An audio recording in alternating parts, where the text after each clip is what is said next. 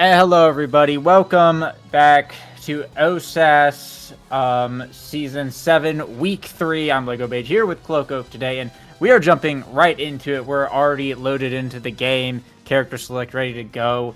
It is Plink Plink Plink versus Chikara Chills on Atlas's Lab. Cloak, what do you got to say about this match, as we are literally just jumping right into the action? Yeah, well, I'll have to say there's a lot of new names on here that I'm unfamiliar with, but at least one name that I am recognizing is Cholesterol right off the bat. I have to say, I am surprised to see this player in OSAS. I've seen Cholesterol in the queues many a times, and they are a heavy-hitting player on pretty much any position. I think they play a little bit of everything. So definitely keep an eye out for them. And then also on the other team, Superman Guy. It's kind of the both of the goalies for these teams are both players that I know are really, really good. So it's possible that this could be a very long match just because the defenses, I'm expecting them to be so strong for both of these teams. Yeah, it could definitely be an interesting dynamic. Superman Guy has been on Chikara Chills for at least one season, may have been two, if I remember correctly, but they've been around a bit. And, you know, looking at what we've got working here as well, I also am not really familiar with any of the other names. All the forwards kind of potentially kind of new on the scene, at least in the OSAS scene. But Stack's peak performance start, it's looking to be a pretty speedy game. A lot of mobility going to be present. We see the Era and the Rasmus over on the side of Chikara Chills as well. They got a lot of mobility to work with. Do have the Aimi over on Dragon Friend to kind of hold it down in the midfield, but definitely a bit of a explosive kind of ground-based speed comp coming out from Chikara Chills. Yeah, certainly. I think in the early game here, we can expect peak performance to outperform the stacks on stacks while they're still stacking up, right? And so definitely a little bit more mobility, especially for the forwards on the side of Chikara Chills, or rather on the side of Plink Plink Plink. But as the game goes on, we probably are going to see that switch, especially since there are stacks on both of the forwards of Chikara Chills. But as of right now, we're more or less neutral, and this barrier break is the first thing that really sets an advantage for the point. Yeah, I'm seeing the glitch pop up. Ooh, unfortunate angle. It does send it backwards. It would have been a nice setup otherwise, but it will be Imrichi. I'm going to struggle to pronounce that, but Imrichi is able to get it back over to Omen here. Nice red core there from Cholesterol. Get it up. The Asher here. Core flip from Superman. Guys getting it blocked out by the pass splitter, though. That'll be the first point here. Going over to Plink Plink Plink. Able to secure that one in overtime. And I think now an immediate problem is beginning to present itself. Omen and Imrichi, they move pretty fast, but Cholesterol literally just sits on a barrier as Mako and just takes up all the space. And when the secondary is up, you just can't shoot the core in their direction at all. Yeah, there's a lot of pressure that you have to put up to exhaust all the cooldowns of that Mako, and then you have to keep it up in additional time to have a chance at grabbing the barrier, right?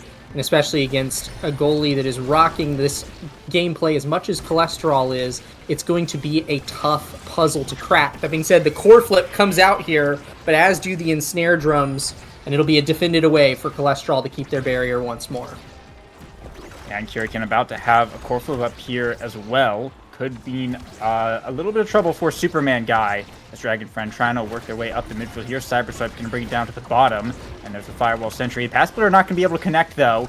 I mean, Rich is going to be by a little bit of time here, but the barriers both on the bottom side is sometimes a bit of a odd situation. You either send it into the midfield where everything kind of gets reset, or you send it down into the bottom where you're at risk of this Asher getting a hold of it. But big KO there from Dragon Friend as we go into overtime is going to set up a big power play here over the side of Plink Plink Plink. Fortunately not able to connect with the dash. The glitch pop is good though, and that's the barrier going down with the core flip here. But Dragon Friend sending it right back in, looking for the shot here. Superman Guy first to burn a flip in return though. It's now Omen looking for something, but still can't get anything off of Cholesterol right now. This guy is just holding this barrier down so well. As Hurricane is still looking for this potential point, but it seems like time is on their side with this barrier just remaining up forever. Yeah, and not only is time on their side, and right as you say that, the barrier does go down, but that KO did also reset the stacks on stacks of Omen, putting the speed advantage favorably in the hands of Plink Plink Plink. And as the core flips come online for both midfielders, this is a contentious point, but the core flips are defended away on both sides. And now Cholesterol sending it here in the Firewall Sentry. Kirikin not quite able to line up the dash right now. Cholesterol looking for another opportunity. Omen bringing it to the top side. Has the Whiplash up, though. Not going to be able to secure anything off that one. Going to go for another shot to this corner. Not good either here. It's now on the bottom side. Omen, pass up to Richie. Back down to Omen. Dragonfront cuts the pass. It's over back to Kirikin now. And they're working up counter offense. Expanse comes out, though. It's back to Omen. Pass up to Richie. Look for the bottom. The glitch pop is good. Sends it over to Kirikin. Baits out the core flip. Can't find the point, though. And we're still going here as Dragonfront looking to send it right back in. The strike wars being won by Kirikin, dribbling a lot here, but not going to be able to find another setup, though. Omen, though, has a core flip to the top side, and it is good. A crazy bounce. It bounced into Cholesterol's primary, but on, like, slightly the wrong side of the first hit. And so it ended up, like, kind of own goaling a little bit. But either way, Chikara Chills will be tying it up. Yeah, and I'll say the point going that long, I mean, in addition to the fact that they were able to win it, is very good for Chikara Chills, as they managed to grab a lot of stacks on stacks in that time period, and Richie actually managing to grab theirs. It's going to be able to contest that Aimi a lot better in the midfield, but it's going to be a little harder to do that now that their barriers are cracked open. Yeah, but I think your prediction at the beginning of this match was correct. This very well just may be a long game due to the experience of both of the goalies on either side. Core flip, though, from Dragonfriend is going to be good. Get through Superman guy. Not going to have the expanse available to block away that one. Is Plink Plink Plink going to take the first real decisive lead here? Low on energy, though, going into this set. They may have a little bit to deal with. Chikara Chills is going to have some flips available first, but they will be first down on barriers in return. Yeah, another interesting thing about these teams and the comps that they've opted for this game is that this Asher Aimi that Plink Plink Plink is running kind of facilitates Dragonfriend staying a little bit back, and just, you know, the whole goal is that you want to get it to that Asher, right? But we'll see Imrichi and Omen link up quite a bit more. They're actually able to, both of them, be on offense quite a bit more frequently, especially now that they've got that speed active. And so the two of them are actually getting quite a few passing plays, and just over time, as that pressure builds, it could spell trouble for Plink Plink Plink. For now, though, they are maintaining control of the midfield, and it's actually Dragonfriend and Kirikin who will secure the barrier and the offensive advantage. Nice hook from Omen. Does pull Dragonfriend out of position to use that core flip. But the point was going to burn it here, bring it down to this bottom corner. Unfortunately, Kirikin not in position to grab that one. Omen able to get the barrier off the rebound now. Going to have possession of the core once again. Dribble up to the top, and Richie looking to push up here. The pass splitter actually helping them out a little bit. Keep it in there from Kirikin. But Richie still trying to go hard. Nice strike shot there. But the astral projection for best Superman guys to be able to send it all the way back around. A bit of an off hit there. It was like the last frame that it was up. It sent it back in, and that overtime speed was just enough to get it past Cholesterol here, and that's Chikara Chills, and be able to tie it up. Yeah, and if you are cheering for Chikara Chills, not only is that point a huge victory, but once again, a reminder of these stacks on stacks. They're now online for both forwards, which means the speed advantage is in the hands of Chikara Chills. However, the barriers are falling for them right now. Dragonfriend and Kirikin have shown us throughout this set that they put up quite the fight. Yeah, absolutely. And now both barriers down right now. And Richie looking for the shot. Actually going to just find it right into the bottom. Seeing it right in. Cholesterol, no reaction with that core flip, unfortunately. Maybe thought that they were in range to grab it with the strike. But that's the first set going over to Chikara Chills. Going to have a nice draft coming up here as well. Superman guy. A lot of Atlas Awakenings. Got Hotshot, Primetime, Missile Prop, Siege Machine, even Unstoppable. Going to be the Primetime pickup here. It's going to be really nice for that defense. Yeah, I think that there's pretty much no world where these goalies can go wrong on defense. Definitely, though, I'm eyeing who's going to end up with that Orb Dancer, because speed has already been such a commodity in this game. It doesn't look like anybody's going to opt to take it. Instead, we'll have a stagger build going to that Asher, and Hotshot on Rasmus could potentially give the extra bit of core speed needed to maneuver around Cholesterol, who's been a tough nut to crack throughout this match. Right off the bat, the Death Touch will be snagging it before it can grab the barriers of Chikara Chills. And nice dribble here from Omen with the pendulum swing to get that core speed up and snag that barrier right now. That hot shot is going to be a little bit scary for Cholesterol once the barriers are down. He's going to be able to get kind of past this Mako. And another great death touch here from Omen. He's going to find that second one just to boot now. Cholesterol trying to get it back out of here. They're trying to get something in return. Kurikan looking for a way past this Atlas right now, but the core going to get a little bit loose. Back to him. Rishi's getting up to Omen. There's the standard drums from Cholesterol, but Omen maybe a chance here. Dragonfriend able to get it out with Firewall Sentry. Clears the glitch. Pop Superman guy is ready for that one, though. Not going to let that through. Astral Projection to buy some time, but there's the pass splitter. Core flip from Superman guy. Not going to be able to win that one against the barrier beam, though. Both sides now wide open. The Death Touch coming out. Pass over to Omen. Has a flip up. Going to burn it here. Shot to the top. Cholesterol blocks that one away, though. Now, in overtime, you Astral Projection making this thing move pretty quickly here. Unfortunate Pendulum Swing. Almost sent it to Kurikan, though. A whiff core flip from Dragonfriend is not too great. Richie sending it back up to Omen here. They're looking to play for this top corner, and Cholesterol misses the strike shot. A bit of a odd moment there, but it will be the point going over to Chills. A bit of a misplay from Cholesterol, looked like. Yeah, but, I mean, these misplays, they're not very frequent in nature, and I do have to say, it looks like Chikara Chills are being able to capitalize them a lot more effectively this set. They won the last set, but now coming back in this one, Omen, that core speed is looking quite hot. Even as I say that, though, Kurikan shows some impressive moves of their own. Pretty much just 1v1 Superman guy all the way back against the barrier into the goal box and ties up the set. Yeah, it's been back and forth this entire game. These teams have been pretty even, which is a bit unusual for the first round. It always seems like we end up getting a sweep first, but another barrier here picked up by Omen. Almost got the Sad Boys angle, but the Mako secondary did bounce it around just a little bit there. As now Kurikan looking for something. The core flip burnt by Superman guy. Will mean one barrier going down. Kurikan able to snag a second one, though. Nice little reward there for a well-placed shot. Pendulum swing does bait out Cholesterol's flip, but the barrier will still remain standing for the moment. As Richie and Omen looking to bring it down right here with a nice strike war win. Glitch Pop passes it right into Omen's hook. Had that one set up as they're looking to make a play off of it. Unfortunately, Kurikan going to be able to shut that one down here. Receive the pass. There's the expanse, though. Black hole going away. Glitch Pop trying to send it back in. There's a strike shot. Getting it back to Kurikan. Looking for the shot. Going for the bottom. Superman guy gets there in time, though. Gets it back to Omen now. Looking for the pendulum swing, but Cholesterol able to get that one away. Whiffs the flip as well. Perhaps another opportunity, but it is a 1v2 going into overtime right now. Then Richie still trying to get it past Dragonfriend, but Kurikan wins a nice strike war. Can't land a core flip just yet, though. Gonna have to get a little bit closer here. Superman guy doing a good job keeping it away from this Asher right now.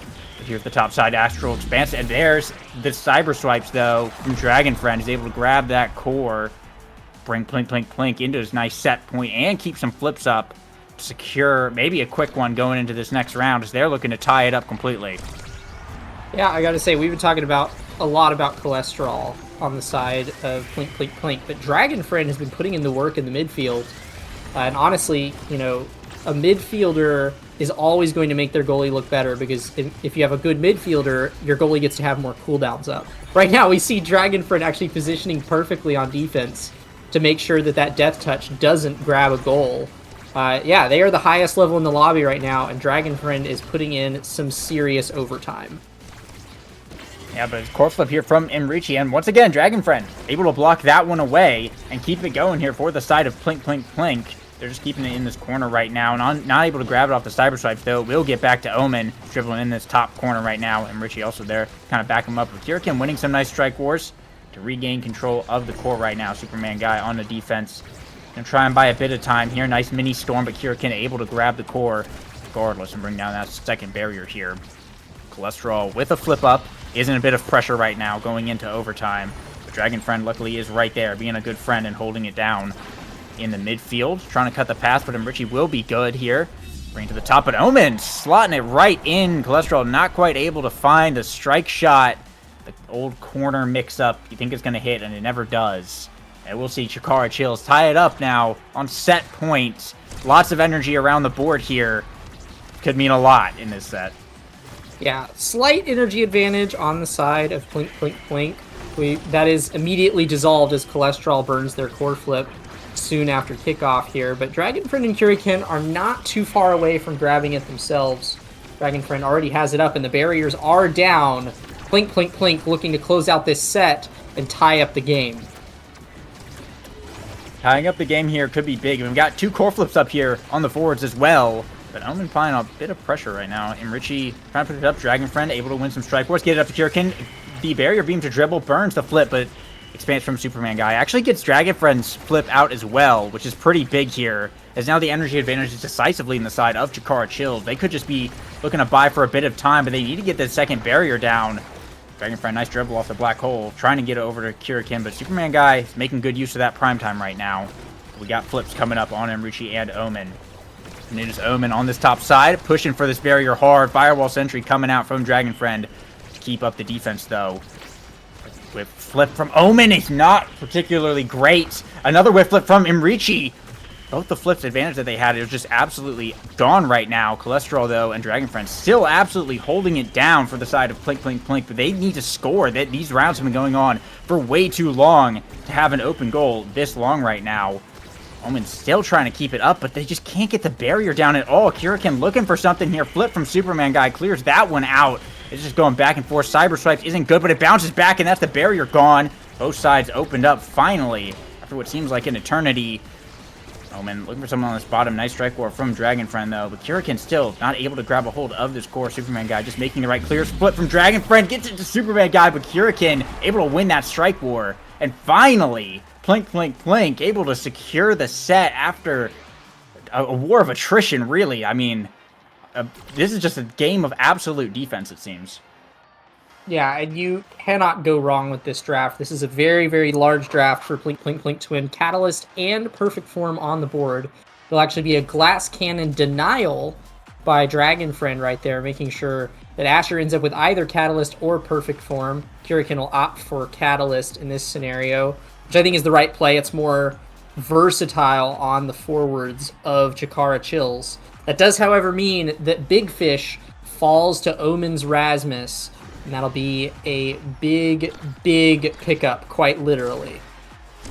Yeah, it really seems like size was kind of the missing piece from Omen. Plenty of pendulum swings that just got a little bit too far away to totally land. That's a really nice pickup here to be able to help kind of stuff it through Cholesterol. And a Twin Drive on Superman guy as well. I mean, this is primetime Twin Drive Atlas. Like, if Kirikin was having a hard time scoring before, I mean, it just got significantly harder, right? Like, both these goalies are on absolute lockdown mode, but I'm really liking what Chikara Chills kind of walked away with there. Yeah, I definitely think Chikara Chills have a slight edge on that draft, but certainly nothing to sneeze at on the side of Plink, Plink, Plink, especially that Catalyst pickup is going to be feeding them a lot more core flips over the course of this match, and that alone might be enough to undo the cooldown reduction of this Atlas, as we see 2 primaries burned right away. Kirikin just pushes a solo offense, more or less. The barriers are first fallen for Plink, Plink, Plink, but a valiant effort from them on offense as well. Yeah, it seems like the first time that Plink, Plink, Plink have lost both barriers first, seems like they were the ones who were normally holding it, and there we go, a nice score here, and Richie getting the credit for that goal. They are going to burn the Omen's core flip, though, to get a little hit stun there. But already this game is looking like it's going to be a bit of a longer one. We see Dragon Friend is already level, and Superman guy as well, both level 10 on set 3.2. Everyone's just looking at them absolutely max out right now, as, I mean, we're just waiting for one of the goalies really to just make a mistake. Like, that's what this is, because without that, like, you're not outplaying either of these players right now, is what it seems. Like, Cholesterol and Superman guy both are just absolutely locking it down. However, we do see the barriers down once again for the side of Plink, Plink, Plink, because it seems like Chikara Chills getting a bit more of a potent offense this go around. Yeah, it does seem like the whole game has kind of swung in their favor. That first set, Omen dying, Omen getting killed by Plink, Plink, Plink, resetting the stacks, and then not having really any awakenings to work with for a good chunk of the set was what was holding them down. Now that Omen can put up the kind of offensive pressure that you need to get past a goalie like Cholesterol, we're starting to see them actually make a lot of plays. Just as I say that, the pendulum swing grabs the next barrier and cracks open stacks on stacks for Omen. This Rasmus is on a rampage, even without the Awakening. Yeah, I think the Big Fish is definitely contributing a fair bit here as well. There's a lot more range on those abilities, a bit more staying power as well with that extra stagger here. But finally, Kirikin able to get that first barrier off of Superman Guy on this bottom side, and they got some flips here to work with as well. As Dragon Friend looking to keep this offense up right now. However, Omen is pushing up hard with that big pendulum swing. Very scary here, but Dragon Friend cyber swipes down to the bottom. Earn some abilities to try and keep this up. The expanse for Superman Guy is just such a powerful button to just absolutely shut down everything that they're trying to do right now. And Snare Drum's coming out, not going to be able to find anything. Core Flip here from Omen. Core Flip from Dragon Friend in return. Send it around. That'll save it away, but they do burn 2 flips for it. And Sad Boys, the barrier stays up. However, Kirikin able to recover that one, luckily. Did whiff a flip of their own, though. So no more flips for the side of Plink Plink Plink. As now it's Omen pushing up once again. Nice patience from Cholesterol here. They're trying to get it back to Kirikin. Core Flip from Superman Guy. Blocked by Kirikin. And that's going to be the point for Plink Plink Plink. They're going to put themselves on the board here. But a lot more time and a lot more work to take this set as we just keep on going. Yeah, that was a really good play there from Kirikin. Saw that Atlas burned a lot of abilities and meant that that Superman Guy was essentially just a sitting duck in the goal box against a core flip, which is certainly not what Chikara Chills wants to see, but what they do want to see is an open goal right here, which they find very swiftly, and with core flip online for Enrichi, they're looking to close out this set in record time. Record time for this game would be to get a point before overtime comes in, it seems. There's a pendulum swing, and yeah, actually hit Cholesterol with that. That's kind of crazy. There's that Big Fish, I mean, coming in big to get the hit stun there, as a 30-second goal, the fastest point all game, I think, is going to go over to Omen, as we see the Rampage show up on the board. Might of Colossus, Rapid Fire, Quick Strikes, a lot of really good awakenings, potentially, for this Rasmus here. It's going to be a Might pickup, so going to have a little bit more damage to work with, and of course that size, but that does leave Rampage open for the Asher. Quick Strike's going over to Superman, guys, a really big pickup here as well for that defensive power of Chikara Chills, but obviously extra special. Very interesting choice there, I think, from Kirikin. Chrono Boost on the Arrow, Rapid Fire on the Mako, standard stuff, but yeah, I'm surprised that was a Happy Star and not a Rampage. Yeah, I actually think that an important pick from that draft is Team Player on Dragon Friend. I think that with the way that Plink Plink Plink has been playing, Dragon Friend is usually the one that ends up feeding it up to Kirikin, right? And they're going to be able to do that a lot more. They don't even need the Team Player right now, as they're just able to feed it once, and Kirikin is actually able to push through both barriers really, really quickly. And now, barrier advantage solidly in the hands of Plink Plink Plink. Energy comes online, dribble off the black hole, and they're looking to grab a strong lead in this 4th set. Yeah, both barriers here to work with, and Kirikin has that flip. Not going to burn it here, though. Trying to bait out maybe some cooldowns for Superman Guy, but it will get back to him. Richie's going to be able to pick up a barrier here. 2v1 now, pass up to Omen. Looking for this corner pressure right now, but gets KO'd for it by Kirikin. There's the pass splitter in the corner, trying to walk it in, but still not going to burn that core flip just yet. Holding on to it very greedily right now. Even it up to Dragon Friend now to try and bring it back. The Glitch Pop will beat the Astral Projection. Whiffs the flip there, but Dragon Friend finds the KO with the flip, and now it's no goalie, the power play, and Richie left to defend a sword angle on the goal line. Keeps it going. Dragon Friend able to send it back in, though. Kirikin wins the strike war, but that was a crazy save from him. Richie, though, Blink Blink Blink should have gotten that goal a lot faster. They should have used their core flips a lot sooner there, but I mean, what a stand from him, Richie. Yeah, and Richie almost managed to hold that onslaught at bay. I will say, one thing that I am liking, so, I mean, that time we got to watch as, you know, this Atlas that just has insane CDR was bypassed by the KO, right? Atlas is not going to be defending if he's not on the field. But I think that just as easily that extra special pickup that you were wondering about that Kirikin grabbed can accomplish the same thing. This Path Splitter can not only force out a lot of cooldowns, but could potentially also stun lock Superman Guy and make it to where Dragon Friend and Kirikin don't have to play this long game of stalling out all of these Atlas cooldowns. So, who knows? It could be a very smart pickup from them. Yeah, I mean, it is definitely a good ultimate, and provides a lot of that stuffing pressure and those hit stuns and stuff like you said. But I think the big thing that I'm noticing is Plink Plink Plink are holding on to their core flips for a very long time, and then like whiffing them like in weird situations. Especially when you have like Catalyst up on Kurikin, just burn it, just like right here. Well, there we go, burns it right there. But Superman guy will be able to defend that one off here. Omen with the red core Sad Boys is very unfortunate. The barrier remaining up. Well, able to redeem it here with that pendulum swing, and has a flip up. Will ignore the snare drums from here. Dragon Friend with the flip. Gets Sad Boys once again, though. In return, back-to-back angles right there. Now Kurikin trying to push up. Superman guy able to win that strike. We'll get it to Omen. The strike shot sends it back, though. There's a pass splitter. Kurikin looking to push it. Core flip from Superman guy trying to get through. Sad Boys, intentional own Sad Boys to clear it out of there from Superman guy. The barrier will go down, though, as Dragon Friend able to find that one. Flip here from Kurikin. Blocked by the Expanse, though. Cholesterol sending it back in, and Richie able to intercept it, though. Get it to Omen. Dragon Friend holding it down with the glitch pop, though. Superman guy goes for the corner bounce, but aims a little too far back. A really unfortunate own goal there, and will be Plink Plink Plink bringing it to set point. Yeah, and this is the first time that they've had a sizable lead in quite some time. Hurricane and Dragon Friend are being really consistent about keeping up that offense now. Seems like a lot of that, like, I didn't expect the path splitters to be making this much of a difference, but it's been doing a lot. Hurricane was able to keep possession there for like 7 seconds straight and then just stick the goal in.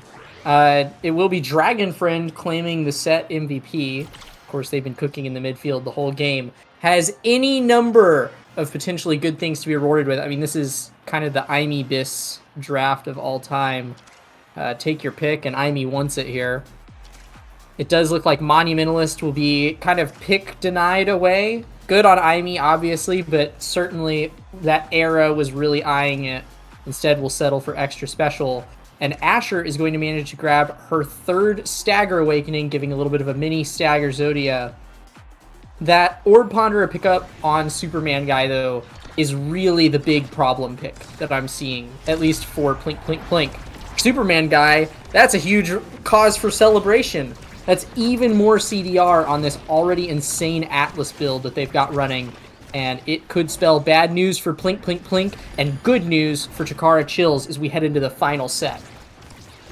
Yeah, I saw the Orb Ponderer show up, and I immediately kind of half expected Dragon Friend to try and like deny it away, but Monu is also, of course, really good for Superman guy as well. But yeah, I mean, this is a really terrifying Atlas build. Twin Drive Prime Time Quick Strikes Orb Ponderer.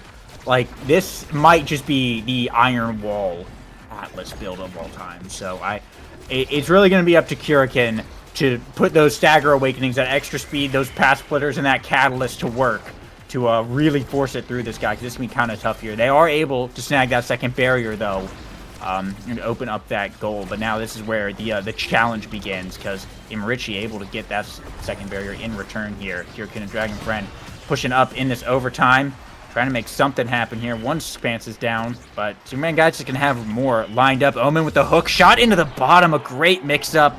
The Rasmus textbook play, move it to one side and hook it back down. Wildly successful right there with that overtime speed, with that hot shot as well. Just no one able to get up there close enough. And they got Cholesterol's core flip for it as well. So a big point there to start off set 5 for Chikara Chills. Yeah, a big point indeed. They, especially after coming off of that previous set where they got 3-0'd, this is a good feeling for them to be back in the lead, which is what they were from sets 2 and 3. And Omen keeps up that lead. Fantastic ping pong there with Cholesterol, but the speed advantage, along with the core flip, will secure the goal. Suddenly, this is match point for Chikara Chills. The unfortunate whiffed in snare drum there from Cholesterol. And Imrichi going to have the flip up pretty soon. No other energy to be spoken of as well as we get into this black hole-less kickoff. But Kurikin able to find the KO on Omen.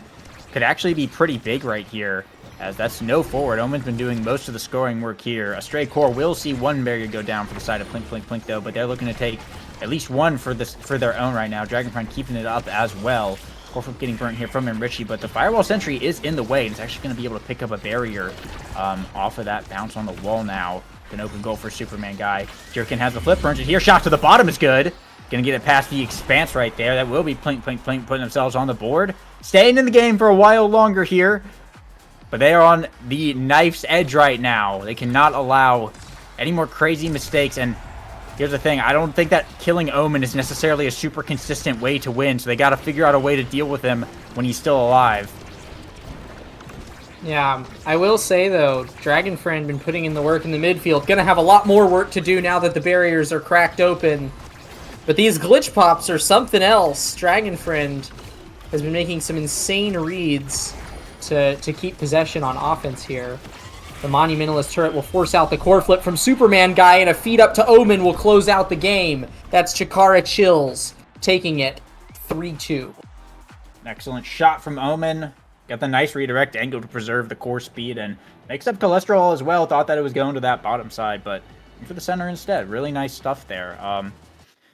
Yeah, I mean, it's basically what you said at the beginning ended up being totally correct, right? This was a super defensive game, a pretty long game as well. A 30-minute match is kind of crazy for round one Swiss.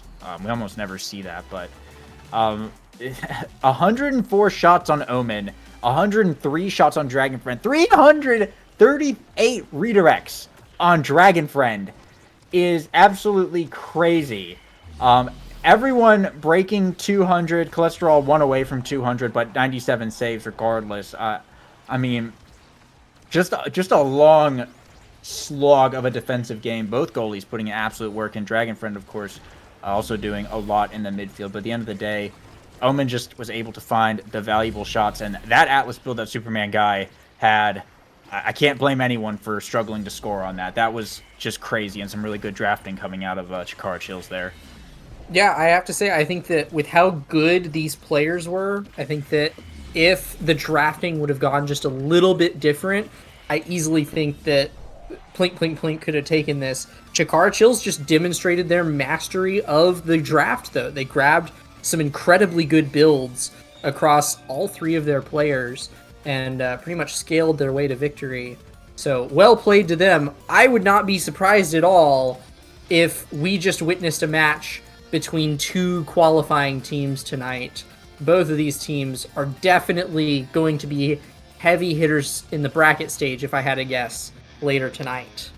But in the meantime, before that, we will head to a quick break before coming back for round 2 of Swiss.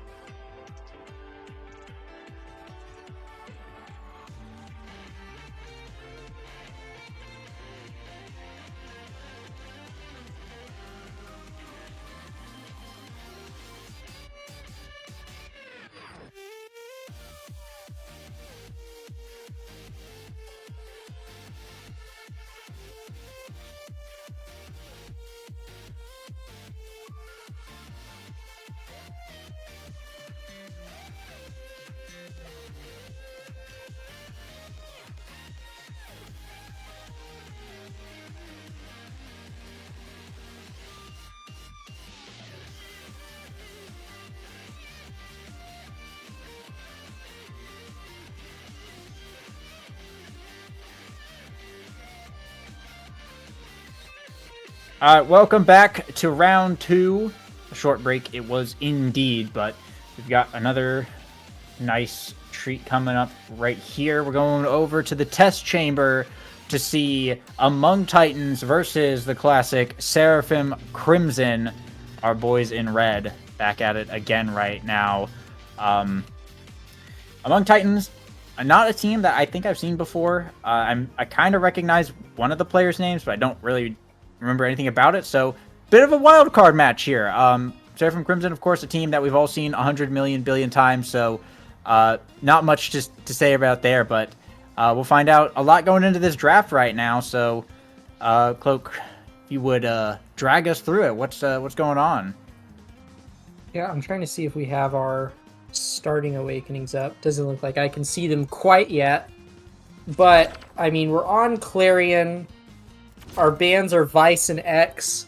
I wouldn't be surprised at all if we get to see the classic Tafonk Drakkar come out here. It's a pretty good map for the character, as well as Master X Malachi opting for possibly Asher or Mako forward. It does look like we will see the Aimi goalie picked up by Yugo.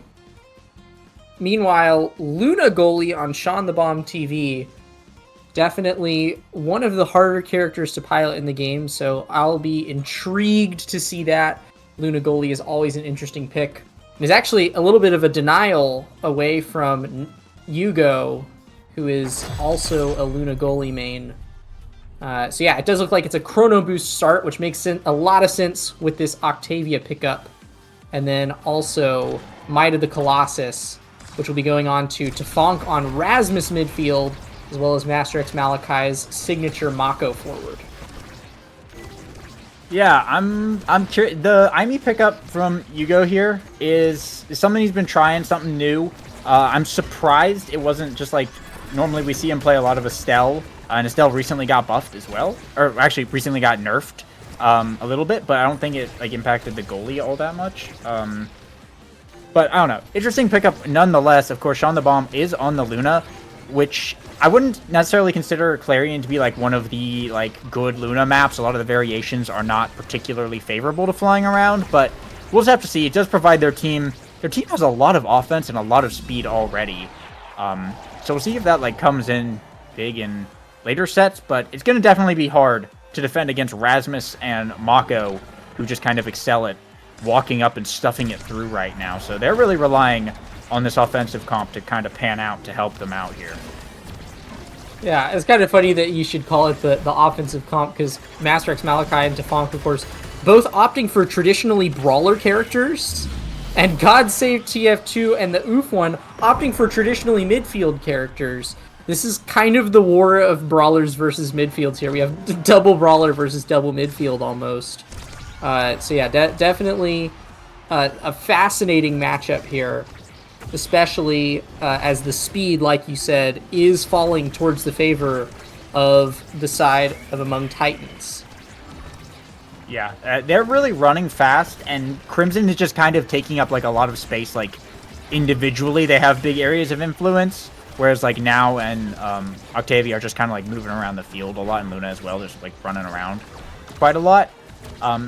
So I mean, it's a bit of unusual comps from both sides, but I'm guessing there's a lot of comfort picks coming out here. So we'll have to see. We'll have to see, though. It is Crimson who are keeping the core up pretty significantly right now. Among Titans, not a lot that they seem to be able to do to get it off of their side of the field. Sean the Bomb is boosting in right now. You'll be able to win one strike war, but Ford's able to recover that. Nice primary from God Save TF2 to bounce it off that goal gate. We'll see Among Titans bring it to set point right now. And this is dangerous. You don't want to see... Right now, Octavia is the highest XP on Among Titans. If they win sets, and this guy is the MVP, I mean, it's a scary situation, right? This character scales crazy out of hand, and Castellas did just get buffed. Oh, and there we go. There is the point. Yeah, the game plan, it seems here, from Among Titans is scale, quick, and dirty. This draft could do it for them right here. Orb Dancer is on the table. Deadeye is on the table for the Luna goalie. Plenty to love here. as well as possibly Stagger picked up by the Octavia. It looks like they'll be going for stacks on stacks. I think that that is a risky pickup, and something that could be capitalized on by Master X, Malachi, Tefunk, and Yugo. All three of them are dealing damage with their characters and could potentially just take that Octavia off the board, especially with this draft. They're all grabbing stuff that is going to help them do that a little more effectively. The Deadeye, of course, falling to Sean the Bomb, and Orb Ponderer going to the Oof one. Once again, Orb Dancer not seeing its day in the sun. It was just nerfed a little bit, so maybe these players are a little hesitant to pick it up. But they are grabbing barriers once more, and by they, I mean Among Titans are putting up the offense that we saw them last set. Once again, that is a 20-second point to Among Titans. Yeah, things just starting to massively collapse right now, and the more stacks that this Octavia gets, the harder it's definitely going to be. It's a pretty big draft here as well for them. They got a lot of really good stuff, whereas Crimson are still kind of looking to scale, but there might not be enough time for that. Among Titans, like you said, they're scaling quick, and they're scaling dirty. They want to end this. They want to get like a couple good awakenings on Octavia now, and then just end the game. They don't want this to go to a set 5, because they don't need it to. They just want to win in 3, and call it there. But a lot of damage coming on to this Octavia. Gonna have to burn the Oof ones now ulti there to keep them alive. Nice elusive from Malachi to avoid the base drop.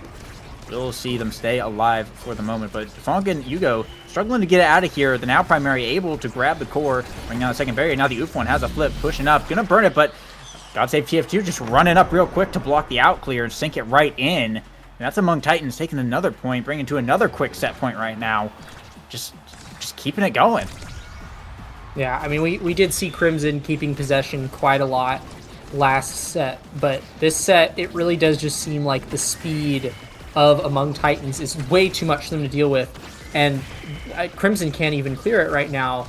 There's just so much pressure being put out by this Octavia, and then the Now is there to secure anything that the Octavia can't.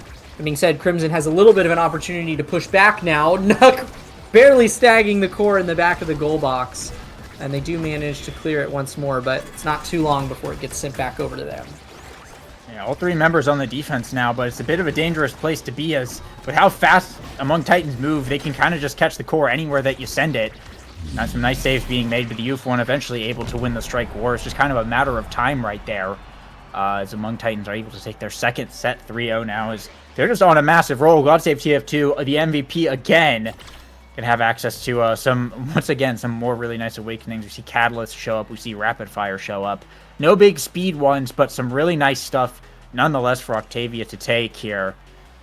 Looks like it may just be a weight angle. Ensure that Now gets something nice. Rampage will go over to Funk, which is nice, but they haven't been able to get too many barriers. Catalyst and Rapid Fire both getting picked up here. Also prop on the Luna as well. Already looking like another... It's a really nice draft from the side of Among Titans. I mean, they just got everything that they wanted. Yeah, everything that they wanted. Maybe there's a small chance here that Rampage on Tefunk plus Stinger on Yugo will be enough to provide them with a little boost of damage that they need. Because, I mean, Tefunk will be getting that power scaling from Might of the Colossus. They do manage to grab a KO there onto God Save TF2. If they can replicate that over the course of this set, Crimson have a chance to take it back. Yeah, but they do need to find those KOs, which can be a little bit unreliable. It's going to be hard to land abilities on someone moving that quick here. And Yugo, a little bit out of position, is going to be losing that second barrier. Funk, unfortunate clear. God Save TF2 was just up there waiting for that right now. Bit of a misplay there from Crimson. Is going to see another point go in for Among Titans. Things just continue to get out of hand. Level 7 on God Save TF2. Like, outside of finding the off KO, which so far Crimson haven't been able to do consistently, there just isn't a real answer that they have for this character. Yeah, well, and it seemed like they were building towards damage as the answer, but now that God Save TF2 has Catalyst, it's even a little harder to pull off that condition, because every single time they're hitting them, they're getting more and more evades to evade the next onslaught of damage. They do have this Now healing them up as well. God Save TF2 still looking really strong here, but the core flip pass from Tefunk down to Master X Malachi will secure Crimson their first goal since set 1, I believe. So yeah, certainly they are looking to make a return here. They got a long way to go, but that's a start for sure.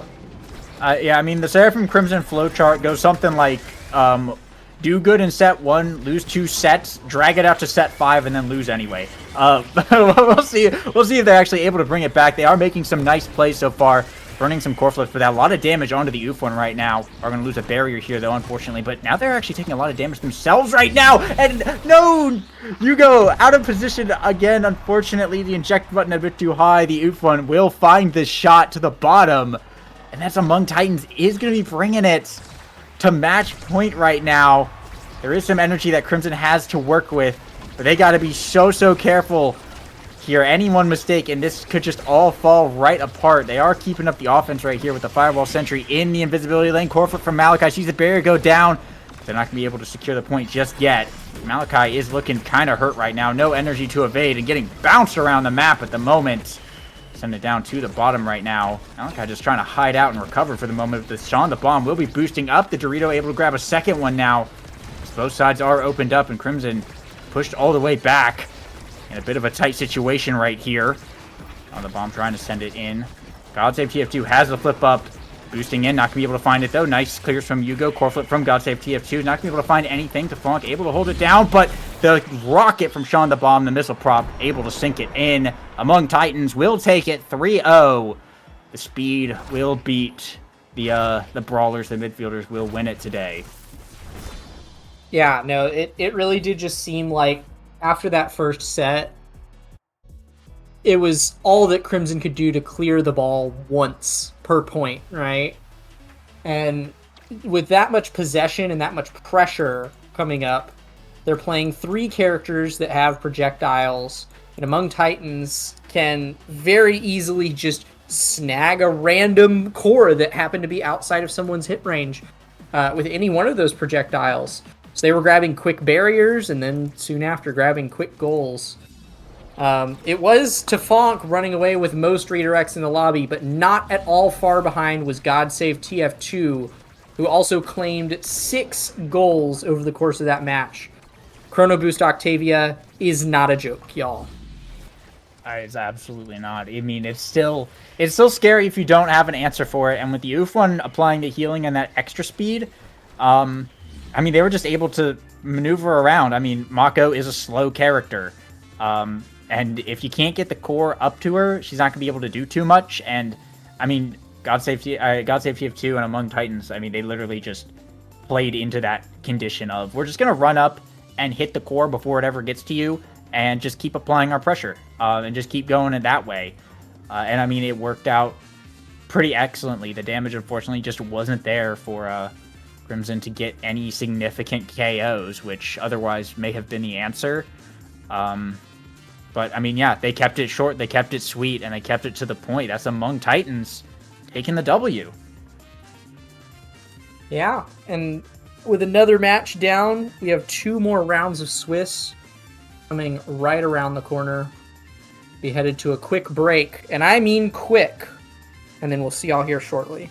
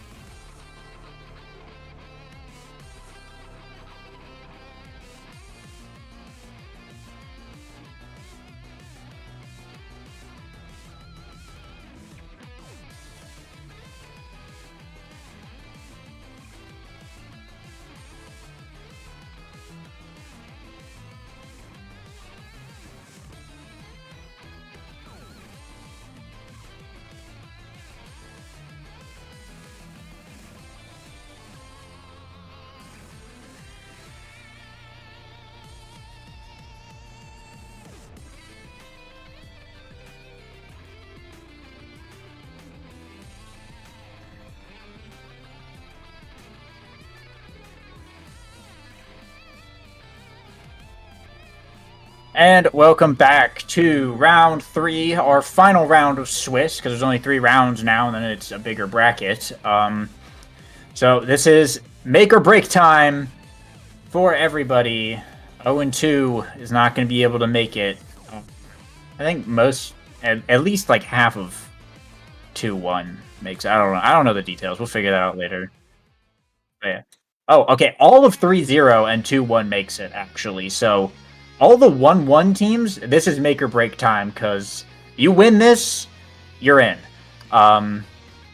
Which is pretty neat. But anyway, we're going over to Night Market for our third round. It's Chikara Goth Girls versus everyone's favorite team, KVA TGFFITHGOS, which, of course, stands for something. We're trying to figure that out. We're pretty sure that the KVA is Karasu, Vinkui, Ice, and that the OS is Omega Strikers. But as for what all the stuff in the middle is, if anybody knows, help us out. Yeah, definitely. I am excited to see. I haven't gotten the pleasure to see Vinkui or Karasu play, but I've at least heard. I've heard the rumblings in the mountains of both players, and then Aeth, of course. Aeth. I've been corrected. We know and love Aeth. And then all 3 of the members of Chikara Goth Girls, I have seen, I have known. 3 fantastic players. Should be a pretty exciting match. Lego, are you expecting anything here out of this draft? We are headed to Night Market. I don't know. It could be a number of things. We saw Goth Girls play last week over on Inky's Splash Zone. And if I remember correctly, Nats was playing Rasmus, and was kind of cooking on it as well. So I was either Rasmus or Estelle. I don't remember which one they were playing. But I don't know, it was one of those characters. So I'm not entirely sure. I'm not too familiar enough with these players to really make a decisive statement on that. We'd have to see starting awakenings and whatnot, but we are loading in right now, so we'll find out in a moment. I know Heiwa, I've seen them play at least a decent amount of Kai goalie, so we could see that come out here and whatnot. But yeah, I mean, I think a lot is just kind of open to interpretation, really kind of play it by ear. I don't think there's necessarily a big thing to expect right now. But we are seeing some hovers, and I don't know, maybe they'll tell us a little bit of something. Yeah, I will say that if Karasu and Vinkui get Zentara Vice, that is going to be a test for anyone to play up against. And then on the side of Goth Girls, I know Nats18 loves to play Asher. And so if the Asher manages to sneak through here, which it looks like it's not, it looks like they've heard of the Nats18 Asher, and KVA or KVAT not going to let that through, which I'd say is the right play. Character's incredibly good on this map. Definitely a good ban from both sides. I'm unsure who the Atlas ban is intended to target. Maybe Aeth has an Atlas that I'm forgetting about. Yeah, it does appear Aeth is an Atlas main, so that makes sense. Other than that, though, we will see the Kai Zentaro Vice for the side of KVA, and then an Aimi, Kazan, and who knows what on the side of Chikara Goth Girls. I think we're looking for a goalie pickup. Oh, there's the Mako, so more than likely going to be Mako goalie, I'd imagine, here.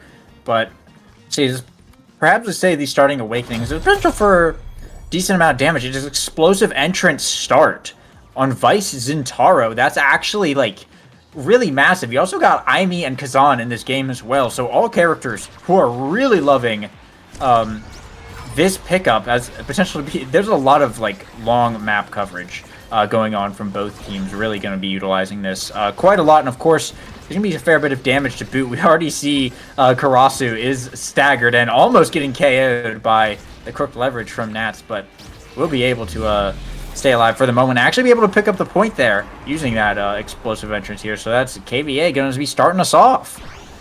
Yeah, I mean, we have probably the two honestly, we have the three biggest lovers of explosive entrance in this game, both Centauro and Vice on the side of KVA, and then Aimi on the side of Chikara Goth Girls.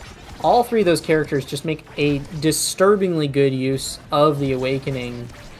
Certainly that Aimi has the potential to get some kill combo builds. Already that reach is allowing them to grab barriers and crack open goals here.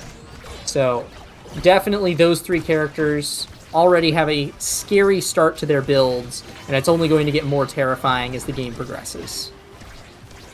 Absolutely, but energy is coming up now for everyone. Karasu, though, not one to have much energy right now. I had to spend a lot of it just to kind of evade, and still just taking so much damage from just the constant poke coming out. The mini supernova will be enough to get the barrier, but that's the Zentaro down. Now core flip coming out from Calling, going to get core flipped in return by Venkui. Now it's Heiwa trying to hold it down right now in the reverse power play and get something real going on here. Nat's going to bring a shot to the top, but Karasu able to respond just in time. Now bringing it down to this bottom side. Pass over to Venkui, who's in a perfect position with that teleport to sink it right in. A great setup using, once again, that explosive entrance range on the Vice secondary. We'll see KVA bring it to set point. Yeah, a very creative mix-up with the Zentaro primary as well there. Stopping the core and then striking it down into not even a shot, but actually a dribble in order to set up for Venkui's teleport. Really well played there by both Karasu and Venkui to grab that point. And they are now up 2 points in this set, and they're looking to grab another barrier right here. This dash range on both of these characters is proving to be so big for this team, and KVA are looking to close out the set fast. Yeah, Eighth just running right up there with Karasu to back him up. There's one of the barrage and the Giga Blast to just keep it like forced in place. Super checkmate situation. Karasu gonna be the MVP right now. See some things showing up. We got Ad Rush on the board. They've been taking a fair bit of damage, so it might be a Big Fish or survivability type angle here. But outside of that, there's not like too many crazy Zentaro awakenings. Extra special will get picked up by Heiwa, which is gonna be pretty big on that Mako. Will be the Big Fish going over to Karasu, which is gonna help out a lot for that survivability, and just being big in general is nice. Hot shot on the Kazan. Of course, a little bit scary, that core speed. Character loves it. And Ad Rush over on the Vice. It's a pretty big pickup as well. Overall, both teams getting some nice stuff here. But Karasu not dying could potentially just be what tips it even further in KVA's favor. Is even when they were dying, they were still kind of able to win a lot. Yeah, I will say, even more important, arguably, than the core speed on that hot shot pickup from Nats is the cooldown reduction. These primaries are so often, especially the hooks, being so often used to touch the core. And, I mean, you can just do so many mix-ups with Kazan's hook. That's already proving to be a valuable tool here. But Karasu actually manages to grab a double barrier on the other side of the field right now. And Nats is actually left out to dry in the Supernova right there. But now looking to bring it back on offense. Tough situation, though. The Firewall Sentry is there. Venkui able to get it out, but the Ensnare Drum's going to find the KO. Once again, onto the Centauro as Nats and Kaling able to, like, now push up into this corner. With core flip on 8th is pretty big, but Venkui teleporting up. There's a power core, takes Heiwa off the map! And Venkui just sinks it right in. 1v3, walking it up. That explosive entrance was enough impact to knock the Mako back into the goal box. So that's KVA just put another point on the board, and so far, Goth Girls have just been shut out. Yeah, definitely KVA is looking quite strong right now, and I mean, Venkui theoretically has all of their cooldowns up here from that Adrenaline Rush proc. The barrier was almost found there by Nats, but struck away by 8th at the last second. And once again, KVA on the power play this time, with both barriers down. Yeah, and the double power play now as Karasu able to find that second KO, and there's just nothing Heiwa can do in the 3v1. Unfortunately, Karasu able to find that point and bring KVA to set point. And I mean, they were killing Karasu is the thing, but KVA was just winning in the reverse power play, and then now KVA is getting power plays of their own, and they're just absolutely dominating. Of course, that being said, Nats will find the top spin onto Venkui to once again start another power play here for the side of Goth Girls. But Eighth doing a pretty good job of stalling. Is going to lose one barrier here. Nats potentially looking for more, but Vankui is back on the board to help defend here. Be able to kind of clear it out back to the midfield. There's a Cyber Swipe, but a great Strike War. Clears it out. Mini Supernova as well to keep it going. It's back to Karasu. Forced core flip burn from Heiwa, and the Xenol shuts that down. The barrier almost goes down. Whiffs the core flip, though, unfortunately. That could have been a double, though. But it's actually Nats who's going to find the second one in return here. Karasu able to trade 2 now. As both sides are opened up. Yeah, definitely. Suddenly we are seeing a lot more damage come out from Goth Girls. They're able to find those kills onto Karasu once more. And if they can consistently pull that off, it's definitely going to give them the edge that they might need to take this back. It'll be the Kazan hook right there, the crooked leverage, securing the goal. And they are on an energy advantage as well, even if a slight one at that. Yeah, we'll have to see here. Both teams are showing that they're capable of finding these KOs when they need to here. Core flip getting burnt by Cowling is going to get blocked out in the 1v3, though, unfortunately. Now, Nat's looking to kind of play the midfield a little bit right now, but Karasu and Vankui pushing up. Mini Supernova finds one barrier here. Eighth with the Giga Blast, sending it right back in. Karasu and pop the Xenol in the top side. Nice come out of that. Able to get that second barrier and another KO here. The power play for KVA. Core flip burnt by Vankui. Has to stall it out for the Firewall Sentry. But Cowling is looking pretty low. Core flip from 8th. The Snare Drum comes out, and it's actually Karasu who gets taken off the board now.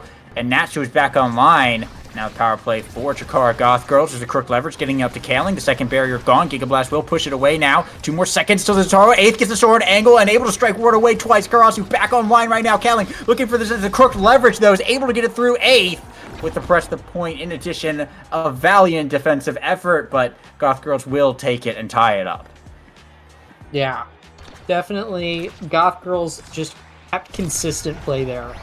Capitalized on the few errors made by KVA. And that was all that they needed to bring up to a tie in this set. And already they're seizing the offensive advantage, grabbing another barrier, and close to grabbing that second one. But the core does float back to Karasu, who will open up the goal box of Goth Girls once more. Karasu and Vankui have a great potential to close out the set here, and the slice and dice will do it. Karasu win left alive. That is a dangerous Zentara right there. If I'm not mistaken, in the point before this, they actually did a strike out of Xenolts onto the middle part of the Night Market barrier to snag a barrier, which is just some insane playmaking at this level. That being said, both teams have plenty to look at on this draft. Prime time goes to Kazan. Perfect form goes to Vice. Plenty of cooldown reduction across the board, but Karasu is going to be difficult to KO now that they have that Reptile Remedy up. And actually, Rapid Fire floating all the way back to last pick. Heiwa instead opting for Chrono Boost to give their team a little bit more speed. It looks like the core control route is what's being favored by Goth Girls. And they're going to have to now that they can't kill Karasu.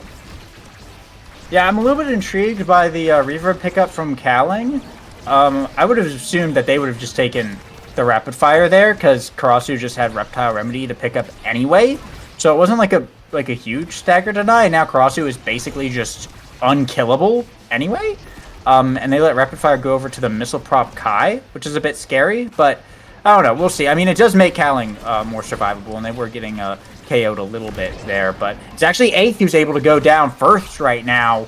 The goalie power play is here for Chikara God goes to Karasu, finds the KO. Vankui popped the secondary, Thunderstruck, and actually I think confirmed that one there. But either way, they will be able to hold till 8th is back online. And a few seconds to work with to push it back up the field without a midfielder here. Cowling is back now. Core flip from Heiwa gets blocked away. That's the barrier gone.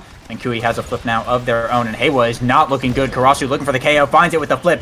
Glitch prop from Cowling, but unfortunately sends it back just a little bit. Vankui, I think, able to land the power chord right there. And it will be KVA just keeping this pressure up, and Goth Girls, I think that they just don't even have a win condition anymore. If KOing them isn't working, they're losing in core controls. What do they do at this point, I think? They start winning in core controls. I think that's really the only option they have. And certainly this Kazan keeping possession for an extended period of time is a good thing at least until the abilities start to really take their toll, and Nats is actually brought down to essentially no stagger here. The core flip from Vincui will manage to secure the KO, and it's another power play in the favor of KVA. Yeah, these are just so absolutely deadly. Vincui picking up that second barrier. KVA's been getting something off of every single power play they've gotten. Karasu able to find the Zentaro passive, sneak it in that top side as well. They are just on absolute fire right now. Chicago Gothic Girls has been held to 1 goal this entire game. I mean, they're just in full reverse sweep mode and praying for a miracle, really, if they're hoping to bring this one back. But if killing the goalie didn't work, it's hard to imagine what will. Nats is able to get 1 barrier right here, and the top spin is able to secure a second, as well as Eighth's core flip here. They may have an opportunity to put a point on the board right now. There's another top spin with the prime time, but it's going to get blocked away. Now Nats is not looking too healthy.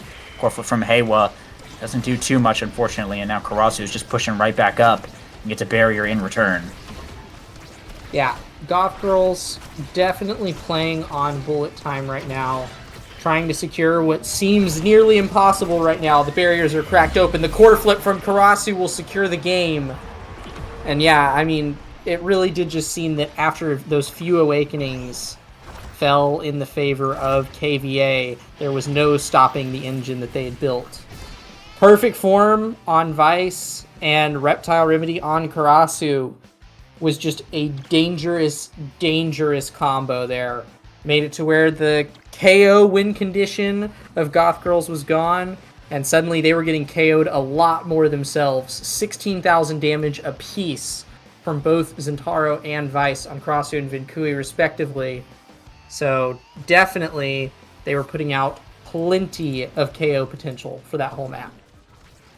Yeah, definitely. I'm sort of surprised that both of those characters got through the draft onto KVA on an explosive entrance start. But regardless, I mean, Vincui and Karasu just played really, really well, both individually and with each other. And Eighth, of course, just backing it up, putting in a lot of great effort on the defense here. We're seeing some replays right now, like the crazy Soren angle and whatnot. But yeah, KVA, I mean, we'll see them in bracket, I suppose. They're looking really good, and I'm curious to see if they do end up qualifying. It seems like there's a lot of potential candidates for qualifiers tonight, and I would put KVA up there for sure. I think if we look at the standings, though, I think... I don't know what Goth Girl's record was before this. I can check real quick. I would expect 1-1. Yeah, they were 1-1. So they're 1-2 now. They're out, unfortunately. But it will be KVA moving on. So that's pretty it's pretty good for them. But that being said, that is the last round of Swiss, a few matches finishing up. So we're going to be throwing it to a bit of a break before we get into the bracket round. So stick around for that.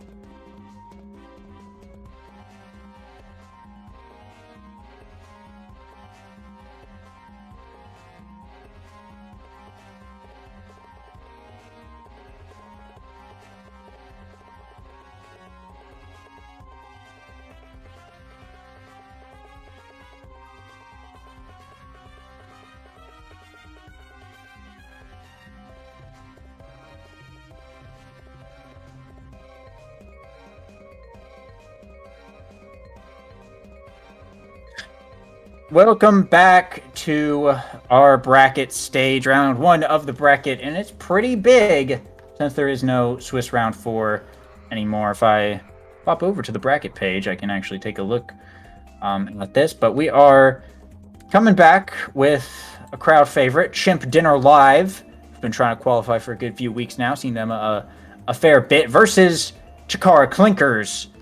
Bit of the same boat here. So big matchup right now going into it, and we are on Aten City, bringing back the big orb map for this one. Dang, I did not realize that we had Aten City in the pool. That is, I mean, this is, Aten City is always a bit of a sprint map, in my opinion. It's a little rarer that you get exciting set 5 matches here. And it looks like already right off the bat, we have V Mikey, who we really got to see shine in the spotlight last week, is hovering Rasmus, one of the best forward picks that you can grab on this map. And it will be the Kazan that is banned out by the other team, meaning that Rasmus is free for the taking here. A pretty big first pickup. Yeah, definitely. Really good on this map. A lot of control. That's the thing that like brawlers generally struggle with, is when they lose the core on this map, it just flies away. But Rasmus can just kind of pull it back or speed boost and kind of walk back a few steps, and you're good to go. We see the Juno pickup coming out from Clinkers, though. Also kind of a staple of this map. A lot of big area coverage with those slimes here. We see the Vice and Kai coming out from YOLO, Swag King, and Equinox Exile for Chimp Dinner Live. A lot of range on that team. And there's the Drek pickup. I'm guessing a Juno goalie, or a Drek. It could be a Drek goalie, honestly, for Clinkers. Not entirely sure. We'll find out in a moment. It is a Juno goalie. Catalyst twin drive start here, so Swift Deity going to be able to jump around a lot. And of course, that Catalyst start on the Orb map, Catalyst going for literally everybody else. It's going to be a lot of core flips coming out this match. Yeah, I will say I think that Juno pickup from Swift Deity, more than anything, was a denial of YOLO Swag King. We saw how dangerous the YOLO Swag King Juno was last week, and already they are securing the midfield advantage here. Swift Deity and Vic Blade keeping up a strong offense and snagging the barrier advantage. Right off the bat, it is evident that Juno and the Zentaro are going to be a dangerous comp to deal with. Yeah, definitely. A lot of damage, though, on Vic Blade. Does have the flip up. There's the Zenalt. Going to burn the flip here. Going to go for the pass instead to the Slime. Luckily, YOLO Swag King is there to block that one away right now. Potentially hovering the KO onto Vic Blade, but there's the Supernova. Looking for the KO. There it is. Unfortunate dash from the Zentaro is going to mean a better setup for that. Nice core flip, though, from Gone to buy a bit of time right now. But YOLO Swag King, V Mikey, looking to keep up this pressure on the power play. V Mikey bringing it up. Has the Whiplash here. Looking to send it in. The angle will be good. I'll be Chimp Dinner Live first on the board. Yeah, definitely there is more KO opportunity from Chimp Dinner Live here.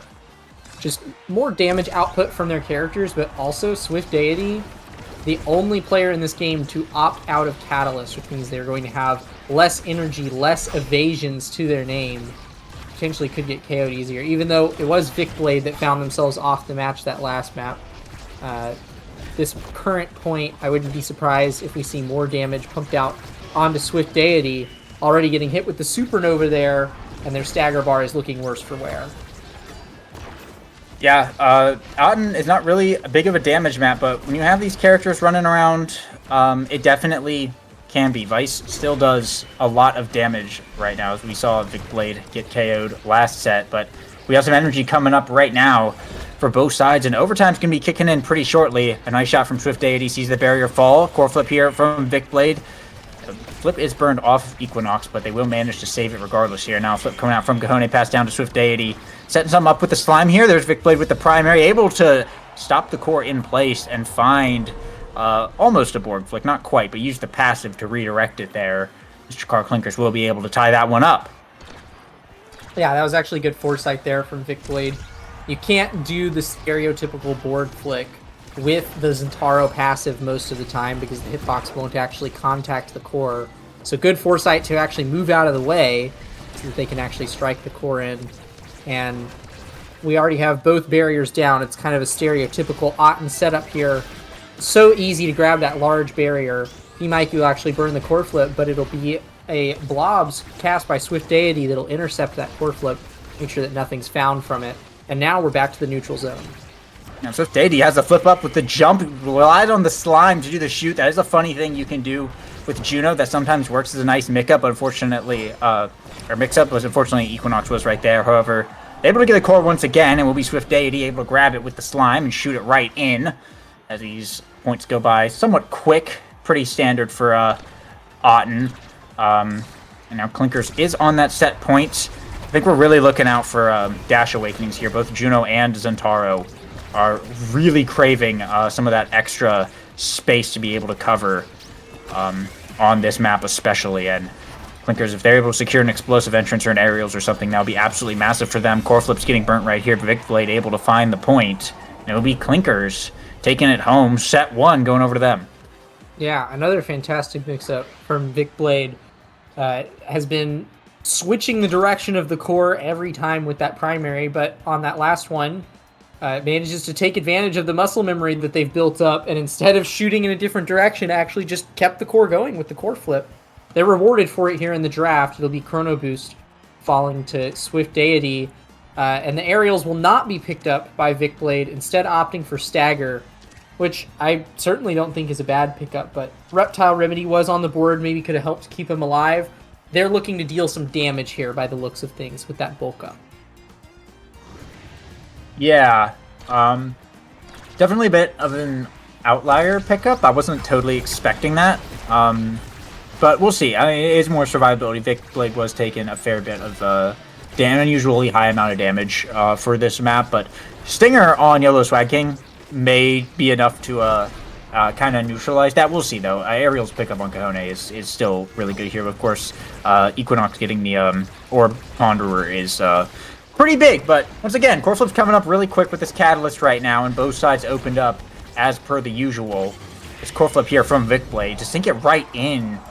Unfortunately, Equinox pushed up just a little bit too far. Thought they could get that with the barrage, but Vicblade was a bit too quick for that one. As Clinkers first on the board yet again. Yeah, it looks like Equinox was maybe hoping to either secure the kill there or possibly force out an early core flip, but instead just found themselves stunned by that core flip, and it resulted in that point falling to the other team. And Vicblade has been just consistently finding these goals. It looks like Swift Deity and Keone have been really good at feeding the core to them, but the offensive favor falls to V-Mikey here, and with a death touch into core flip, they'll manage to grab a goal. Happy Cat on the board from Equinox Exile. Good to see another Happy Cat user. Yeah, I mean, yeah, that's a very important thing to see for sure. But nice kickoff here for Chikara Clinkers. Bring it down into the bottom. It's going to be really tough to get it out of that corner, and that barrier it's just going to be falling down. But these are normal things. Nice jump from Swift Deity. Almost able to sink it in. Luckily, Equinox Exile will be able to save that one away. Death touch here from V-Mikey. But once again, Swift Deity with the jump. Able to intercept that one and set up a nice goal here with the slime as well. The barrage not quite able to connect as Chikara Clinkers keep it on a roll right now on set point once again. Yeah, that Twin Drive Chrono Boost build that Swift Deity has in the back pocket is putting in a lot of work right now. Juno Jump is already such an unpredictable ability. Right there, actually used it to evade Yellow Swag King's Supernova while keeping the core flip up, which they then used to grab the barrier. Just really versatile use of the Juno Jump and having so many of them because of Twin Drive. It's meaning that they're getting to get so many plays here. Vicblade will manage to close out the point with the core flip. And it's another swept set, more or less. Yeah, now Vicblade, the MVP here. Some nice things showing up. Stacks and quick strikes. Poking their heads out. Also, Explosive Entrance is here. The Centauro has not taken a Dash Awakening yet. And it will be picked up right here. Really solid. It's just even more agility kind of showing up for the side of Chikara Clinkers. Stacks going over to Equinox Exile is, of course, nice. Quick strikes on the Juno is terrifying as always. Size will be the pickup for the Rasmus, which is good. Team player on Kahone, also good. And heavy impacts for the Vice. This draft just happened to work out in such a way that pretty much everyone got like a best in slot awakening. So both teams getting some really nice stuff here to work with. We'll see if Chimpton Alive is able to kind of utilize these to maybe come back a little bit, but I mean, Vicblade and Swift Deity are just going to be moving around quite a lot. Yeah, it's definitely a game of fast goals here for Chimp Dinner Live. If they can maintain possession and use the size advantage that V Mikey has, like they did right there, that is their key to success. Keeping possession, and then V Mikey is going to have plenty of tools to secure goals here. But it's the keeping possession that's going to be difficult. They have two forwards with Dash Awakenings on the enemy team. Vicblade and Swift Deity can just get around so fast. But it's another Swift goal claimed by V Mikey. For once, Chimp Dinner Live actually up 2 points in the third set. Yeah, Chimp Dinner Live is kind of cooking right now. V Mikey, I guess all they needed was some of that extra size. Of course, the heavy impacts on Yellow Swag King certainly helped get some more cooldowns out on that Vice. Nice defense here from Equinox Exile, but the barrier will fall. Kahone putting on some pressure. There's the Zenalt coming out, has the flip up, not able to reach it though. It's Yellow Swag King who pops it first, sends it to the corner here. Now Kahone in a tight situation. Optimer in the flip here, sends it around. Core flip from Equinox in return, but the slime from Swift Deity sends it to the core flip from Vicblade. The dash will be enough to secure it. These Clinkers will be able to put themselves on the board here as they look to take back this set and potentially the game. Yeah, really good patience there as well from Vicblade to wait out the Kai Barrage and spot the way to shoot around it. Definitely some impressive plays from Vicblade tonight. But V Mikey is also, same as last week, putting out plenty of offensive genius, setting up beautiful Rasmus pendulum swings as well as death touches. And it is going to be a neutral come out for this kickoff, as both barriers are quickly claimed in the first 30 seconds. And now we're in a bit of a neutral zone. Yeah, nice jump in from Swift Deity, though, to keep it up for a bit. V Mikey looking kind of hurt. The strike shot from Kahone actually finds the KO off of the Molten Bolt. And now Swift Deity jumping in. Nice save from Equinox, but Vicblade passing up. Now down the bottom corner. Wins a strike war against Yellow Swag King, but it will be defended away here. Now Swift Deity going to the top, jumps in. Nice barrage. Will keep it safe, but core flip war now coming out. Vicblade able to get it first. And with the passive, it will be secured.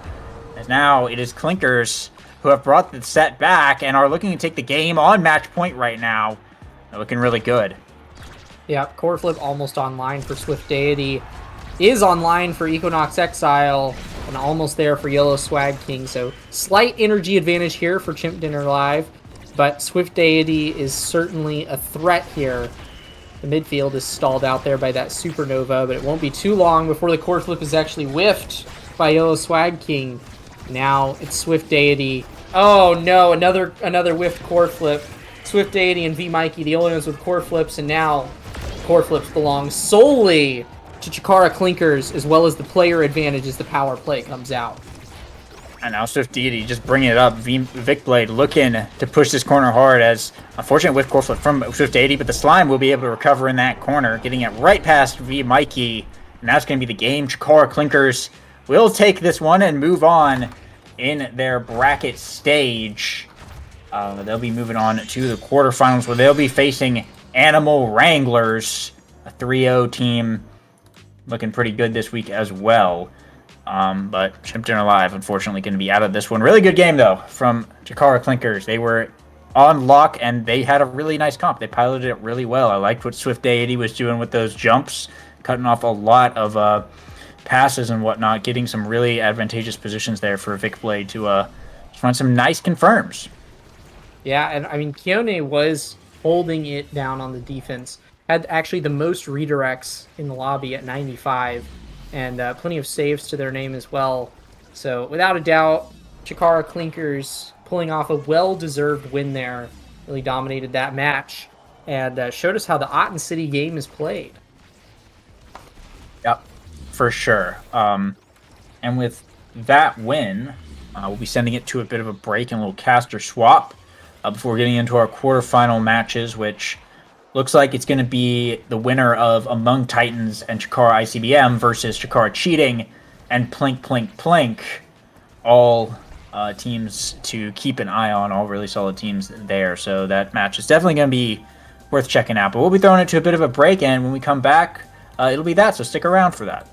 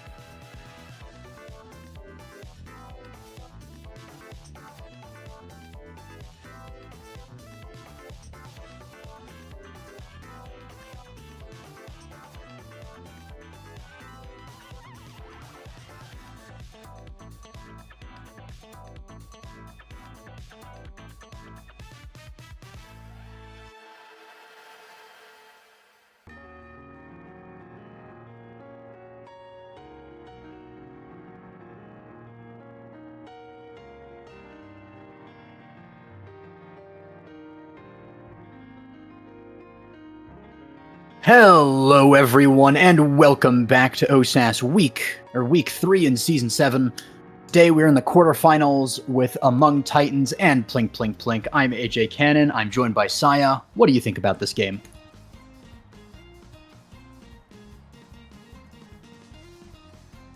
Stream couldn't hear me. My bad. This is a pretty interesting game. We saw both these teams in the Swiss stage on stream, and both of them performed incredibly well. I think I'd had to give it a little bit to Among Titans. That is the team that is undefeated so far. They have looked incredibly good. But Plink Plink Plink also looking quite good as well. But yeah, I don't know. I just got to favor Among Titans a little bit here. I mean, Among Titans is, of course, a very good awakening, so it makes sense that it'd be a very good team. Seen a lot of people cheering for both of these teams, but I've heard that Sean the Bomb is the bomb, so looking forward to what he has in store for us. Yeah, and Plink Plink Plink had 3 Plink Plonk pillows given away in the chat, which is ridiculous. So maybe that's the plot armor this team needs, because that's like a once-in-a-lifetime occurrence. Like, so someone just gifts 3 pillows of a team logo in a chat. That is something that is next level right there. Gotta drum up the support for the team. Starting Awakenings though, Rampage and Missile Repulsion, and I'm taking a look at that Rampage here because we're going to see these brawlers get to immense sizes, especially as Plink Plink Plink. It takes 2 barriers in an instant, and that Asher has just started scaling. Yeah, and importantly, both of the forwards actually got in on the action there, so they both got 2 stacks there from the assists on the barriers too. So they do lose 1 barrier, does Plink Plink Plink, but they're putting it on pretty strong here, holding this last one until a good Rasmus primary though gets the second barrier and his second stack. Doesn't manage to get it through with a brilliant defend though from Cholesterol there. Yeah, Cholesterol getting it done against GodSave TF2. Some incredible names, but a Wayward Clear finds its way into the hands of the Oof one. We just slots it in for quite the easy goal there. Among Titans up 1-0, even though Plink Plink Plink had the better immediate offense. I think we're going to have to take a look at the kickoffs here because Plink Plink Plink's going a little hard on them. Yeah, and early momentum is usually pretty telling in a lot of these games. Sean the Bomb, though, able to dash across with the Luna there. Going to be looking to see how this Luna scales throughout the match. Of course, starting with the Missile Prompt is amazing. And it's actually reduced to pretty low HP there, which is not what you want on the Luna. You want to be the one reducing HP. But the barrier still stands. Great dash as well to just keep it going forward. We have the Rasmus in the corner there, but it's defended as well pretty nicely. Primary off the top of the wall is really nice. Almost into double barrier, but it is defended there by Cholesterol. Professor Sen now in a pretty good spot, but an immediate defensive flip by GodSave TF2 gets it out of there. Cholesterol and Dragonfriend working on flips of their own, but Professor Sen, although low, is still pressuring in the forward position, trying to get in there, as Asher does have a lot of tools to deal with the very vulnerable Luna goalie, but so far we're not seeing any of that barrier stuff going down. As Missile Prop also a great awakening on this Strike Shot Dubu. That offensive presence could be felt if Cholesterol's allowed to step up. Yeah, and the double core flip is definitely going to be quite a tool to be used.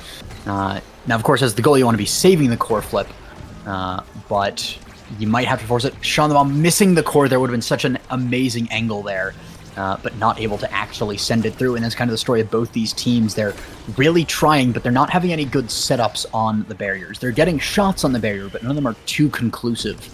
And these goalies are able to deal with the odd pot fly that comes up with just a strike, just the odd ability. But it goes around there, really nice angle there, gets the 1 barrier, and Plink Plink Plink is now able to score another goal and tie him up a 1-1 in that deep overtime. That's a little tough. Their win condition there was the KO Professor Sen, but the damage did not come through in a timely fashion, and Professor Sen did survive long enough to just dash the core in here and try to be putting some damage on here as well, but it's really just a chip damage comp, right? Not some direct damage dumping. Now in Rasmus, not the greatest characters at instantly staggering someone, and Luna will need some support if those creators are evaded away, so we'll have to see. Yeah, I definitely think that there's a lot of potential in this comp from Among Titans as the Awakening draft goes on, because if Luna picks up anything like Twin Drive to get more secondaries out there, Deadeye, of course, would be the best if it's not taken away. So many good Awakenings for this Luna, just become a one child with a nuke army. Dragonfriend, though, very close to death there. If Among Titans can keep the damage on this era, then there's a lot of potential here. The stagger is up, but they don't quite have an ability to knock her back just yet. Yeah, we'll have to see if they can make that KO happen, but right now, Professor Sen still in there. Good primary into strike, the correct order of abilities to make it really difficult for Sean the Bomb TV here, and a goal after the Path Splitter.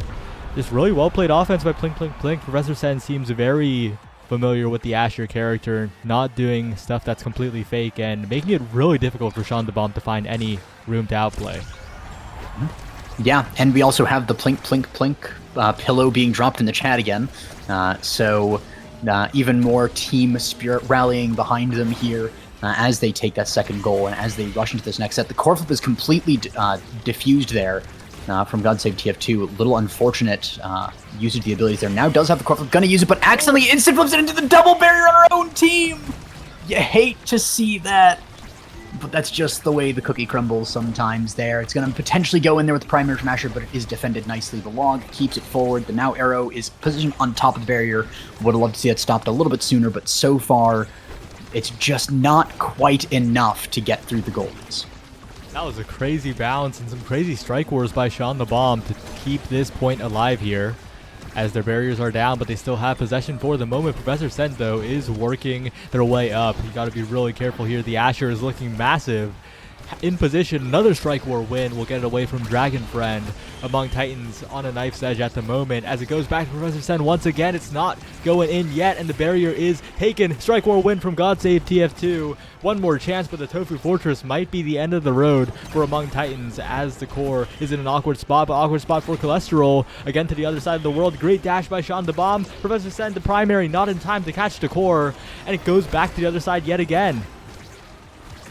Yeah, but the arrow almost enough to do it. And we also have a core flip here from the now. Going to be used right in front of the goal, and it's in. Tying it up 2-2. And we have the counter flip from Era, unfortunately wasted there. You hate to see that. Sometimes you just don't want to try to go for the instant flip, for the counter flip, sorry, because it does mean that if you miss it, you also lose your core flip, and it's really sad. Was worth going for a try and seal out the set before the KOs can come online. But it is really unfortunate to see that happen. Good clear, though, by Cholesterol, even in the face of that secondary from Rasmus, was not perfectly timed, so exploiting that a little bit of an angle in between was really nice. The ults from Asher and Era able to push forward, but they lose control, crucially, right before they get the barrier. Professor saved by the drum into the Tofu Fortress there. Really nice thing, because you can't get knocked back through the Dubu wall. So the drum kind of saved her into that. Really nice. But two barriers now go down, and Among Titans looking to potentially take the second set. They lose one barrier, though, and now it's Plink Plink Plink in control of the core, trying to get it through. But the bounce is a little weird off the drum in the middle. It sets it up for now, who doesn't get it through, but the Rasmus on the bottom is able to secure that. And that is not what you want to see here, because that is the kill comp getting first try, so they can be the ones taking a lot of these awakenings. And crucially, in the Rampage start, KO comp becomes a lot better because you can deny those stacks. Now, of course, we do see a Chrono Boost likely being taken by the Rasmus. Could also go for Stinger, but might even leave that up for now. Going to go extra special, denying away the Tofu Fortress defense, and also just getting more hooks is really nice there. Chrono Boost on now, pretty nice. It denies Era, and also as well, she does have that blink range on her ultimate, and also speed on the secondary, so that's really nice. Reptile Remedy picked up by the Asher. Perfect form going to Luna. Not too much damage going the way of Among Titans. The Glass Cannon was stolen away by Dragon Friend, so Luna doesn't get that. But still, perfect form on Luna. Usually not the best, but it is cooldown reduction, and she does indeed love that cooldown reduction. It's a little bit awkward, though, in the last part of the draft, right? You do not want Asher getting the perfect form, but you also want to deny the stagger, and Professor Sen ends up getting Reptile Remedy. So actually, I think if you're Plink Plink Plink, you're relatively happy with that draft. Your Brawler, who was getting chunked out, got the stagger needed to survive, and now, as long as you can keep the core away from your active field, if Cholesterol drops the Tofu Fortress, dances on him, and doesn't lose the barrier, that could be a big offensive push available to them, because Professor Sen's guaranteed to be healthy pretty much. Mm-hmm. Yeah, and especially if it is that sort of core hog Asher, if she's able to keep the core in that corner, then it is really nice with the Reptile Remedy. But they do lose the barrier there, and that's going to be the Rasmus primary a little bit too far, but a kill! Really nice shot. I believe it was a rocket from Sean the Bomb that kills the Dubu there, and secures the goal really nicely. Yeah, big opening for Among Titans. the damage that they want is in the next draft, and they could close the game out if they take 2 swift goals here. And this team is so dependent on Professor Sen getting into position, does so at the moment, but strike wars are once again won by Among Titans. The strike discipline on the defense is proving to be pretty huge here, and a good rocket to zone away Professor Sen, despite the additional stagger, is taking some damage, but probably not a KO anytime soon. Yeah, and you can see sometimes the positioning on these goalies and midfielders doesn't quite cover the bounds and covers the angles that they want to. So you see a lot of these angles sneaking through. Great kill onto the Asher there from the Now, though. Going to pass down to Rasmus. A little bit awkward passing to the cleared barrier side of the map, but potential to set up, not quite. The arrow also a little awkward there, hitting it down into the bottom. So far, though, they're not able to get anything off of the power play, which is a little unfortunate. Core flip is used, but defended really nicely. When you have 3 members there, it's really easy to get through that, but just more damage coming down onto Plink, Plink, Plink. And that might be what tells it here. If they can get 1 more power play, it might be enough, but they will have to capitalize on it. It's a tough spot here. Goes around the world. Sean the Bomb is able to pick it up. A good elusive against the Pat Splitter. And an amazing pendulum swing from God Save TF2. Professor Sen in position. Now the primary will hold the core just enough past Sean the Bomb. Right on time, as Among Titans were about to run away with that one as well. Yeah, and it's really nice to see them fighting back and tying it up here, because if you're losing early to a kill comp, that's generally a bad thing, because kill comps tend to scale a little better. It does depend on how the Awakening draft goes, but as you get into that late game, if they're able to chain kills well enough, and they get those crucial Awakenings, it can really just spell disaster for a team. So really, if Plink Plink doesn't win this set, they're in absolutely dire straits. Not only, but that's a great start of how to do it with the double barrier off the core flip was really nice to see there. Good angle. Counter flip, though, strike shot, beautifully done by Cholesterol. That's exactly what you want to see. Goalie out of position a little bit, but able to cover for it with the strike shot. Pendulum swing, though, really good. Well timed this time. No real gap in that one. You'd have to evade save, and that is very difficult to do in the moment. Yeah, just well played offense by Among Titans as they look to convert into another set here. 1 point away. Double barriers have been brutal, but Plink Plink Plink have not been able to convert fast enough to really capitalize off of them. As Dragon Friend is brought low, KO'd in an instant. 1 barrier taken, the second being worked on here, as Among Titans just flying to lead right now. Yeah, and we see a lot of grouping here from the side of Plink Plink Plink, kind of crowding around the barrier, and you know, it's sort of your instinct. Your instinct is just defend extra hard in those power plays, but it does mean that it's a lot easier for the team to play around them. So you see a lot of momentum just in the hands of Among Titans when there's not really any way to fight back against them. But now that all 3 players on the field, they do have a chance. They get 1 barrier. They have to get the second, though. And the hook from the extra special is really nice. Ooh, nice sort of trip up there. Strike into core flip. Not enough to get it through. There we go. The rocket downtown from Sean the Bomb going to sink in that last point of the set really nicely. That is unfortunate if you're Plink Plink Plink, because this is where Among Titans gets their awakenings. Hotshot, an incredible option here for Luna, actually. The cooldown reduction, good, but the core speed in situations like what we just saw is ridiculous, and it is indeed picked up. And we're going to see that Luna have so much more core control presence now. That Orb Dancer, of course, is going to unlock the Dubu with that super powered Tofu Fortress to maybe do something on the offense. But it feels like Among Titans is the team that always has the possession here. And they're just picking up explosive entrance, taking away reverb. And I just think that Among Titans have this one in the bag. Yeah, you do see Era getting cast to last. And, you know, if you're looking at the Awakenings from Plink Plink Plink, they're not bad. Cast to last on Arrow, 1-2 punch on Asher, and the Orb Dancer on Dubu. None of those are bad, but I definitely agree with you that I think it's a 1 draft in the end for Among Titans. The extra impact damage from the explosive entrance with the extra speed as well. Outposition more, outkill even more. The reverb denying from Asher to get the Stagger Zodia built up with Reptile Remedy. And also just cooldown reduction is really nice to have on that now for just tagging the enemy more so that you can, you know, keep the stagger, keep the enemies staggered. And of course, you're talking about the hot shot on Luna. Completely agree. Cooldown reduction and core speed all in one. It was a clean dash, but not so quite a clean ending on that strike there. Finds the top of it and not quite the gold. Shot to the center, blocked away by Dragon Friend. And there's the hot shot rocket missile prop across the map. Sean the Bomb taking the first goal of this potential final set here. That's the threat you always have to watch out for. Kind of shades of beta gameplay even when Rockets were global. Yeah, geez, the old days. But yeah, really all you need is Missile Prop to get to pretty much that same range. Great hook from God Save TF2 there.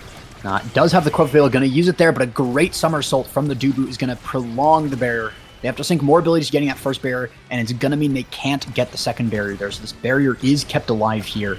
And that first barrier, it's kind of rental. You don't care about it too much. Of course, it's nice to have the 2 barriers, but you only really need the 1. So they're going to keep it alive, and of course, with the extra speed from Orb Dancer coming online, if they can drag out these sets more and he can get more orbs, it's going to be great. But he's not picking the orb up in his goal. He's trying to save it for the speed. Interrupts the Luna Dash really nicely, interferes with the log. We're going to see Cholesterol passing up to Dragon's Friend. Bit of an awkward angle there, sends it back down to Dubu, and the trip up from TF2 there is going to mean that it goes into the goal from an arrow. No! Great core flip from Cholesterol there. The dash through Dragon Friend is good, but not through Dubu as well. Asher able to contest the core flip there from now. Really nicely done. But it's back in front of the goal again, and they miss the strike, but it's not enough. Dragon Friend there to cover the goalie. Classic midfielding right there, helping when the goalie can't do it on their own. The Luna ult is good, but Cholesterol finds a really nice corner there, so he doesn't get killed. But Professor Sen very low on this front line, having to brawl, and does have the Reptile Remedy, but it's not quite enough just yet. The Pendulum Swing is really good, and that's going to be Among Titans on match point here. On match point, and the pressure is relentless. They did so much damage to Professor Sen, and the constant knockback from the Lunar Rockets and the supporting cast of Among Titans is just making it so hard for Zasher to do anything on the offense. The hotshot speed is incredible as well on the core, and it is just so much pressure for Cholesterol to deal with. Not enough speed to get around the map to cover the entire goal. God Save TF2 with a flip, takes the barrier down, and Sean the Bomb has flip available as well. Yeah, great patience on that flip from TF2 to actually bait out the Dubu strike, waiting for it. A good clear from Cholesterol up to the top here, kind of neutral zone, buys them a little bit of time, but it's not time they need, it's a clear. There we go, gets Professor Sen, but the Professor Sen hits it back up into the hook, but 1 barrier goes down, 2 barriers goes down. Really nice angling there from Professor Sen off of the drum into the... Really just amazing bounce there, and clears it down to the bottom for 1 point in this set. They're on the board again, and this might be the beginning of the reverse sweep if you believe in Plink, Plink, Plink. Definitely could be a possibility here if they can figure this game out. They do have meter coming up on Dragon Friend. That flip's so valuable against Luna, who doesn't have many tools if you take a flip at range. We'll have to see if they can manage to hold on, but the Lunar Rockets are pouring in. They managed to defend, but that's so many cooldowns burned. They got to be really careful here. This Dubu is going to have to burn a critical Tofu Fortress or something the next time around. Yeah, but so far, it's so good. Great NATO there from Era. Sinks the Rasmus off the map and gets the barrier off the back of the power play. The Luna ult is good, though. Does so much damage to Professor Sen, who just doesn't have any dodge available. And that's going to be Dragon Friend picking up an orb in the middle. Means that Asher can't get to it, but now is likely to steal the orb anyways. And that's going to be Asher dead. Great combo there from the team TF2, getting the Pendulum Swing off for the last hit on that Asher. But we see Plink, Plink, Plink able to buy a lot of time and has the 2 core flips to buy a lot more. The NATO is really good as well, gets a good angle, and now Asher's back. They were not able to capitalize on this power play set. Plink, Plink, Plink has a chance. Good log, but it sends it to neutral space, and now is there first, so it just donates control to the enemy team. We're going to see, an unfortunate bounce there. Tried to bounce it a little more forward into the corner, but just hit his own barrier there instead and hit him. Was a little too late on the core flip, but that's 2 barriers going down. Now it's an open goal for Among Titans. Open goal. We'll have to see if they can score. Dragon Friend does have flip after all, but midfield is not the place to use it. It can get congested a little too easily. And we'll see if Dragon Friend can dribble it all the way up. A good dash by Sean the Bomb to keep it out of Professor Sen's hands. The log will send it forward, and the core speed's a little too much for Sean the Bomb to react to. 0.5 now, the possibility of the ultimate reverse sweep for Plink, Plink, Plink, but they still need to get 1 more. Yeah, and this is really it. So, Among Titans, though, the pressure's on for them a little bit, but they do still have the 2-set lead. And if they lose this set, there is the opportunity to get a lot more KO Awakenings. So they're not too worse for it just yet. But if Plink, Plink, Plink keeps up this solid defense and clears, it's gonna be them taking it in the end. But they get 1 barrier now. It's 1 barrier to 1 barrier. We see the Dragon Friend really stagger, and it's great target selection from Among Titans to just make sure that one of them is staggered. And the Now ult, there were two very damaged people a second ago, but Now was able to heal them right back up almost to full. Corf in front of the barrier is going to get it, and that's going to be an open goal here for Plink Plink Plink among Titans, almost able to secure the goal. Almost able. Now the passing play comes in. The Now primary blocked away. The flip available to the top side. A little off target. And Sean the Bomb in for the assist. Make sure that God Save TF2 does have the core. And that is... the last set was a little close, but Among Titans do close it out in 3-0 fashion. Yeah, was getting a little worried there for Among Titan. But they take it in the end. Plink, plink, plink. Not enough pillows bought to support them. Maybe next week try 5 pillows. And then you'll be able to get into the qualifier. It's tough. Plink Plink Plink played this week incredibly well, but it just wasn't enough to go all the way, really. So, yeah, we'll have to see if they can replicate this performance next week, because they did incredibly well, all things considered. Yeah, it was just solid KO play from Among Titans in the end. Just constantly selecting one person, whether it was Asher or Era, and able to just keep them consistently staggered throughout the match. They couldn't do everything they wanted to. It was well played by Plink Plink Plink that there were only 4 KOs in this match. There was so much damage coming out. I think we hit 100,000 damage almost coming out of Among Titans throughout this match, but only 4 KOs is a testament to how well Plink Plink Plink is at surviving. But even though they weren't dying, they were being forced out of position. They were being forced to play more defensively and more towards the center of the map. And that allowed Among Titans really just to control so much of this game. Yeah, we'll have to see if next game is as good for Among Titans. They're against Chikara Ascended, who also went 3-0 in Swiss. But that's going to be after Animal Wranglers versus Chikara Phoenix. You were talking a little bit about it, but we do indeed see Animal Wranglers here. They did win their game. And they'll be facing Chikara Phoenix, who is looking to also take it all the way. It's a bit of a Chikara week here, as we have 2 Chikara teams out of 4 finalist contenders, where only 3 will make it. Well, not to be too biased towards my own organization there, but Animal Style does have a history of beating Chikara thus far, so if Wranglers is to continue the legacy and the dynasty of Animal Style, then this is a pretty good place to start with that. Yeah, but before that, we'll take a very, very short break, because these matches are actually ready. OSAS fastest week in OSAS history, honestly. Other than when we did Win 4 in Swiss, but that was like a really fast format. So qualifier matches are up next. Don't go anywhere.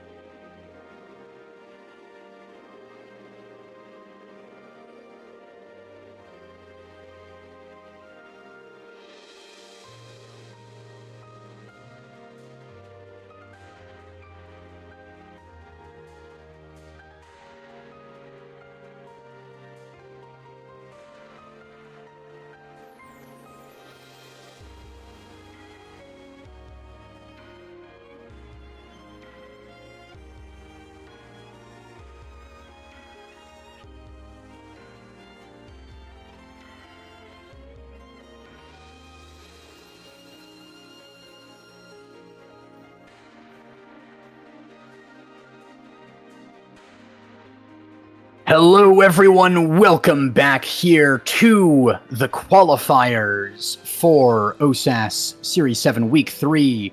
Today, we have the Animal Wranglers versus Chikara Phoenix, who have worked their way up from the Octo Finals here, started behind, and now here facing off for their qualifying spot. Appears we have had a little bit of a hiccup in the map selection or something, so we're going to have a quick restart, but we're going to get into this game fairly soon. But what do you think about this match, Saya? I think that it will be a very explosive one. We have Etormi, a bit of a fan favorite, and Mike Mart, a goalie that's been with OSAS since almost the very beginning. It's going to be pretty interesting to watch. I remember being impressed by Friendly Taco's gameplay, and also Nor's as well. So there's a lot of good to say about both teams here. Yeah, I've definitely seen a lot of these players in action and been very impressed with them. Of course, I do have to rep Animal Style here. I've seen some of the behind the scenes of Animal Wranglers, and they've been putting in the work and the practice behind the scenes. So every week they just get even better. So if you liked them last week, you're going to like them even more this week, and I think they have a pretty strong chance of taking the qualifier here. A very good chance, and they'll have 2 shots at it here against Chikara Phoenix, and then if they lose, the loser of the other winner's qualifier. Hopefully they won't have to use both chances, but they do have 2 lives now that they're at this stage, and we're heading right into it. Chikara Phoenix has opted on purpose for the red side. We'll see how that turns out for them. Mm-hmm. Yeah, I didn't quite catch the awakenings for this one, but we are going to go into this. It's going to be Night Market. And we've seen, of course, Animal Wranglers is very proficient at the Mako Era X and the Mako Now X variants. So it'll be interesting to see what they end up going for here in this. They do get first pick there, so it's going to be interesting to see how it all works out. Now, in the new format for this, they are still doing Snake Draft and bans inside here, right? That wasn't done outside in the chat? Yeah, they're doing all bans and stuff inside, and the tool hasn't been updated to like display awakenings for the recent patches because we've been doing all the stuff outside, so it's become unnecessary. But so we can't actually check unless we go into the logs manually. It's a little bit awkward right now. Mm-hmm. We're going to see the team comp that's hovered here and potentially locked in there. We actually see the Era and the Rasmus stolen away there. Of course, the Now is already picked over the Era, but the Rasmus is going to be denied. But that means that Nugget gets to play Juliet there. And of course, he can KO pretty well, especially on Night Market. So we're going to see the Mako Now Julie versus the Dubu Era Rasmus. Comps that have some pretty good strengths there. You do, of course, have that highly mobile midfield that specializes in buffing people around. Of course, with the Mako Now combo, you have a lot of movement speed available. But of course, with the Era, you have that shrink ability. And of course, when you have the Rasmus on your team, you can make him even bigger. So that's going to be one of the contenders here. But of course, Mako can also make people bigger. So both team comps do similar things in different ways. And we're actually going to see that it was a Monu start while I'm talking about things. So this is actually Noir on a Monu now. Which is really crazy that wasn't banned away there by Chikara Phoenix. We're going to see him on this pick here. And the missile prop is going to be the other one. Mako missile prop is also amazing. So just really good pickups here by Animal Wranglers and also by Chikara Phoenix with the Monu Era, the missile prop Dubu. The Monu Rasmus is a little bit weaker, but it's still pretty good. Yeah, and Friendly Taco is going to look to take it in here. Zatormi misses the strike, unfortunately, and Friendly Taco with a good shot to the top side will get that first goal. Yeah, the missile prop Dubu on a map like this with the momentum boots has so much presence. You could block off an entire lane, provide that offensive barrier taking ability. And of course, you mentioned the Monumentalist Now, a pick very strong, especially on a closed map like this where there's defined lanes. I think will be game defining.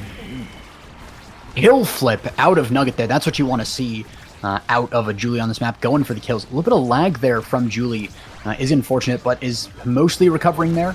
A bit of a server diff there for a second, but hopefully recovers so we can have a really nice game, because I can see it in the opening stage of this map that both of these teams have a lot to say to each other about who's going to make it to the qualifiers. Yeah, Nugget fighting the ping demons, the packet loss at the moment as Friendly Taco goes for a death touch. Mike Mart stepping up all the way for the Tofu Fortress, setting up the pendulum swing, but the defense so far is not good from Itormi. Unfortunately, a missed strike and a perfect NATO by Azrael, which just completely opened up the goal for a slow shot. Well played by Chikara Phoenix. Yeah, and that's the early lead here. Of course, the Mako comp does tend to be a little bit more late game sided, so we're going to see if potentially they scale, but it's a fantastic lead here out of Chikara Phoenix here. Of course, it's not over yet. There is potential for Animal Wranglers to reverse sweep the set, so going to be seeing how Nugget locks in with this ping, either adjusts to it or maybe the internet solves itself, but something to look for is how that improves throughout the course of this match. I'll have to see. Friendly Taco brought a little bit low here to Dash Punch, doing some more chip damage, and the Flame Flurry now staggered as Taco without an elusive. A double barrier from range. Mike Mart a little bit slow on the defense, but a barrier taken on the other side. But Nuggets in position, looking for an ability here, just dribbling it up to the top side, winning the strike interactions, and that's a good goal for the Animal Wranglers. Yeah, and that's the beginning of the Animal Wranglers. They're starting to lock in. Nugget is starting to lag a little bit less. Noir adjusting to that Monu now, of course. There's only so many times that you get to actually practice Monu now, because usually it gets banned away. Had a little bit of an oopsie there with the backwards hit off the very large secondary. But as Noir locks that in, we're going to be seeing a lot more out of that. We also see a great Araneda, though, just taking it right through the Mako ult. And the Dubu rolls a little bit too far out. That's one barrier down. Itormi still sitting on nice and comfy too. Use the strike shot beautifully there. Not an angle that Rasmus was expecting, so it goes right through. Core flip is used there, bounced around, and Strike Ward by Norverge is there past Azrael. But Rasmus, Friendly Taco, getting a one barrier, hooking the Mako away, who secondaries it into her own barrier there, a little unfortunately. Great angle there by Nugget there, finds the barrier there. Dubu playing a little bit too far up, not expecting that. So we're going to see the core flip out of Era coming in, but it's defended really nicely by Noir there. Goes up to Nugget, goes down, core flips by Mike Mart, excuse me. Secondary from now is good, but it clears it up to Era, who gets it through. Now it's in Rasmus' hand, but it's deflected by Noir and into the goal. Really nicely done, and Animal Wranglers looking to make a comeback in this first set. Yeah, well played to send it to the other side of the Whiplash from Friendly Taco around the world and past Mike Mart, who wasn't quite ready. We're seeing a little bit of hesitation from Mike Mart in both the positioning and using the flip there. Basically just went around the world, tried to eat the speed gate, and KO's found by both Noir and Taco, it looks like. And Mike Mart yet again just caught a little bit lacking, wandering and losing barriers a little too much here. We see Noir try to go for the core flip kill there onto Taco, but of course Taco's not quite going to be killed by that. Even some damage from Mako there, and I do believe it's a stagger bug on that Rasmus currently. I do believe he's not quite staggered here, it's just showing it. But a good roll from Dubu is going to get it around Nugget there. Mako ult is really nice, and it's continually defended there until Taco gets up there with the secondary. Julio holds it a little bit backwards, but it's actually nice. Gets it to the goalie a little bit faster so it can be cleared properly. Azrael sets it up, and nice Friendly Taco is able to take it there with a pendulum swing. A bit of a checkmate situation there with the Aranado coming in from above if you clear it up, and the Rasmus, of course, sitting out there with the primary. Almost a reverse sweep, right? The Animal Wranglers did get two goals, but so close, and in the end, it does go to Chikara Phoenix, and some crazy awakenings here. I think Unstoppable and Glass Cannon, the two I'm looking at for the goalies, but there are plenty of good ones later on the board. Rapid Fire as well. That Perfect Form falling down. A weird take on that Perfect Form, actually. I'm not sure if you wanted to do that because you're denying both Perfect Form and 1-2 Punch from your Juliet. Might have been a huge blunder from the Animal Wranglers in draft. Yeah, it is a bit unfortunate there, but it does mean that Julie gets the speed from peak performance there. A little bit more stagger as well to stay alive is really nice. And of course, you can get so many hits out with that Monu now. If you don't die to the Aranado, they're really unfortunate. I guess was looking kind of afar, and if you're not paying too much attention to the Aranado, it could really blindside you, surprisingly. Yeah, and Mike Mart's having a little bit of fun wandering around the map. Does have that 1-2 punch to nullify a little bit of... that Unstoppable to nullify a little bit of that Juliet pressure here, and a good pendulum swing from Friendly Taco. It seems like Chikara Phoenix is a little bit comfortable in this game despite the Monumentalist now, and it shows in the gameplay, it shows in the results. They still have a barrier of their own, and they've taken the barriers of the Animal Wranglers. Yeah, and great hook there from Friendly Taco. Steals it away from the goalie, so there's no chance for a clear, and just sends it right back down just far enough away that Itormi can't do anything about it. And that's going to be the first set in here. So Chikara Phoenix taking a 1-set, 1-point lead. Now, Animal Wranglers, they have had a habit, and just Animal Style in general has had a habit of that 2-set comfort zone. So we might just see them lock in after this. But of course, they are fighting along the way. They're getting one barrier, they're tying it up. Etormi trying to get some more forward pressure there. Clears it down over to Noir, which is really great. Azrael strikes up, but it's strike board by Noir. Friendly Taco up on the top here. Then Aranado goes a little bit wide. Etormi misses the corner, unfortunately. That's going to mean that Azrael can get down low enough, close enough, that Etormi has to clear to the side there after losing the barrier. Only the primary goes a little bit wide for Mako as well. Going to use the core flip there, and it's actually a core flip by Rasmus as well, but it's another missed corner here by Etormi is going to mean that it's just a setup for the Rasmus there. Unfortunate, we're kind of back to that same position we were in where Animal Wranglers was down 2 points in the first set. Yeah, these setups have been incredibly good from Friendly Taco, finding the corners, finding the dribbles into the pendulum swing, and playing with the NATO of Azrael there to make it incredible. And wow, that pendulum swing just sent it right through the Mako secondary. Good attempt by Mike Mart on the defense, but Nugget does have the patience to wait that all out, and a flip by Mike Mart is available on the defense. Azrael also working on one as well. Etormi's got to be very careful here as the NATO comes in. Elusive is invested as Azrael has a flip shot, but it's a little too much in the corner, a little too easy to defend, and a great dash punch from Nugget will create a power play to the top side. Mike Mart's there in time, but needs to be careful here because Nugget has the core, but a good roll at the right time. We'll stop it for a little while longer. That Unstoppable will stop it for a little while longer, and the respawn does come in the favor of Chikara Phoenix. Yeah, and we see the Aranado as well off spawn is really great. The Soren angle is hit, though. The Night Market angle is also hit, though, and that's setting it up for Friendly Taco. Unfortunate for the Animal Wranglers there. Such a good moment there. The power play was so close, but Mike Bart was able to hold it down and really able to interfere with the passing play from the Wranglers. And it's a little unfortunate there. We do see Rasmus getting either size or quick strike. Even Orb Dancer would be pretty good on him. So many good options here, but of course that also means that Mako gets some good options as well. So we're going to see how these first picks come out. Rasmus not opting to take anything. There we go. Quick strike selected. Extra special taken by the Dubu. We're going to see the Orb Dancer taken by now. Great midfield pickup there as long as you can stay alive. That's going to be the big thing for Noir in this match. But reverb on Mako, really nice for the extra speed, but it's a little bit of a deny from the Julie who had peak. But Julie at least does get the big fish stagger, so it's not all lost there. Yeah, it's a little bit awkward though. I kind of would have liked the Juliet to take the Adrenaline Rush to try and create a win condition for the Animal Wranglers. It kind of feels bad because 1-2 punch or perfect form was also available in the first draft and would have been incredible combined with that Adrenaline Rush, maybe even gotten the Animal Wranglers back into the game. But that earlier drafting misstep is going to mean that Chikara Phoenix has so much power in their hands. Mike Mark is sitting so comfortably, and Friendly Taco and Azrael have all the tools they need to succeed. Nugget goes through, but Mike Mart's unstoppable will make the play so difficult for the Julie, and Mike Mart's there with the strikes, with the log, right through to Friendly Taco, who goes in yet again, and Etormi is trying to clear it away, but Azrael and Friendly Taco have so much presence on the map right now.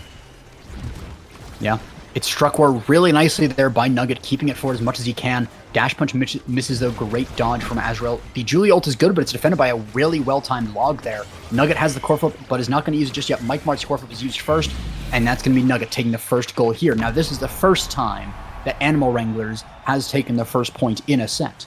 And like I said, 2-point comfort zone. Animal Wranglers is never quite out of it. Yeah, and we could see that right here if they can push forward with the Monumentalist now, but I'm noticing that a lot of these Monumentalist secondaries are being used in the midfield. Those are the most powerful when you're working past the goalie, and that cooldown being burned like that does mean that you don't get it to really force past Mike Mart. It is tempting to use it in the midfield to kind of get a free win, to kind of push it past for free, but it's similar to the dash punch in that you kind of need the cooldown in order to score efficiently, but there's a good catch by Nugget, finding the power play, finding the strike war, finding all of the pressure necessary to score a goal, and you might be right, the Animal Wranglers might be in their comfort zone right now. Yeah, and I just got a compliment as well to Tormi on that wonderful strike shot there.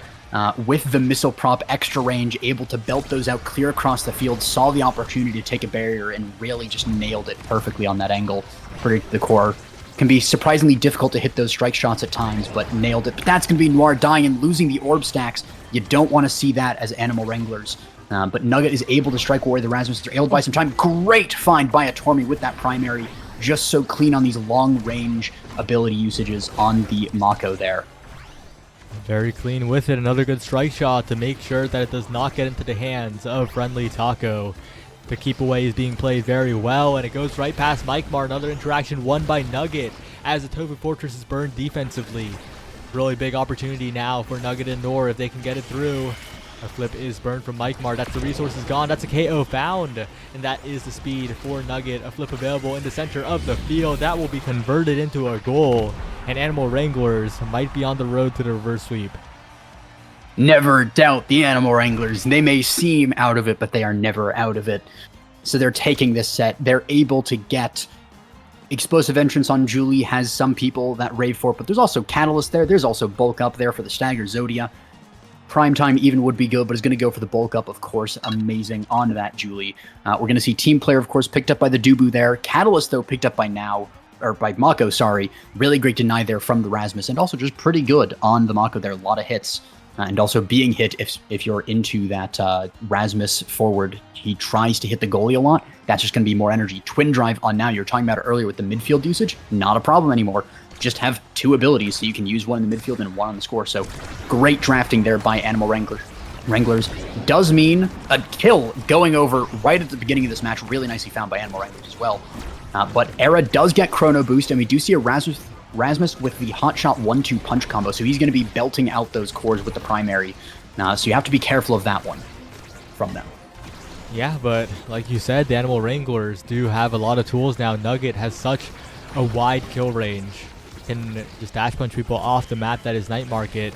And Mikemark's got to be very careful now. If Nor is able to strip that Unstoppable, Mikemark is going to have such a hard time defending, but there's the Tofu Fortress. Nugget pulls the trigger way too early, and that does mean that Mikemark has a lot more time to play with. Friendly Taco has a lot more time to play with. Nor almost goes down even, and a NATO comes through here, but a good flip by Tormy will somehow secure the barrier on the other side, and now Nugget and Nor can just push forward as Friendly Taco is just being chipped out right now. Yeah, and also great ability usage there from now keeping Taco from regenerating, just hitting him when he's about to regenerate. Just really nice to keep him there. Core flip wasted there by Noir there. A bit of a whiff, unfortunately, but it's fine because in the end it goes up to Nugget, and Nugget's going to send it in the top. Azrael playing super far up to try and contest the now, and of course Rasmus trying to contest in front of the goal. That's just going to mean that it's a 1v1 Nugget versus Mike, and Nugget doesn't lose those. Oh, but a dash punch does go wide here, and that is a big opportunity for Chikara Phoenix to try and bring this set back under control.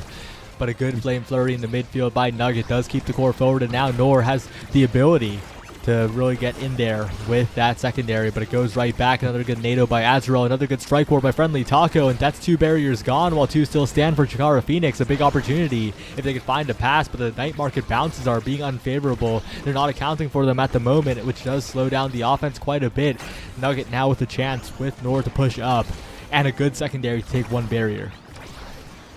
Yeah, good setup there. The dash punch is just to stun the enemies. It's a little unfortunate there because now didn't quite have the angle to send it in while they were stunned. Secondary usage is really great. Their core flip is available on Nugget and Noir and Mako. Everyone on the team has it. It's going to be Noir using it first there. Nugget's going to be using it to get it through Mark into the barrier. Tormy, it's in his hands now. He just has to not lose this next interaction. But that's going to be Rasmus sending it up the top there, unfortunately, for the Animal Wranglers, but good momentum for Chikara Phoenix. They just lost the set. They just lost a point. It's been seeming like Animal Wranglers has been running the show, but they do manage to find a little bit more back.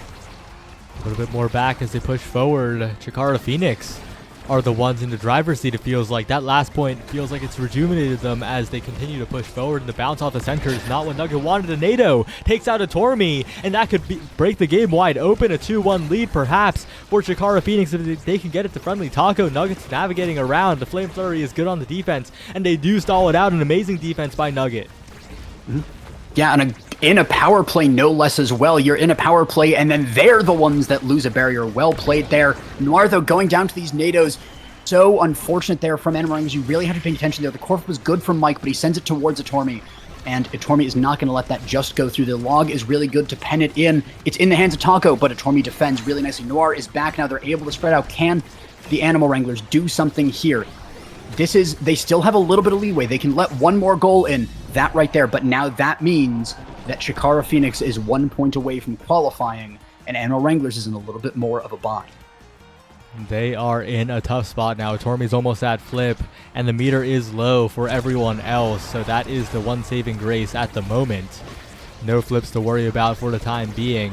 But Friendly Taco's getting in there, but a good KO is found. The Tofu Fortress to slow down, but the core slips right by Mike Mart. An amazing clear, though. Will stall out a few more seconds as Nugget tries to get into position, but both barriers are still defended. A weird hook, though.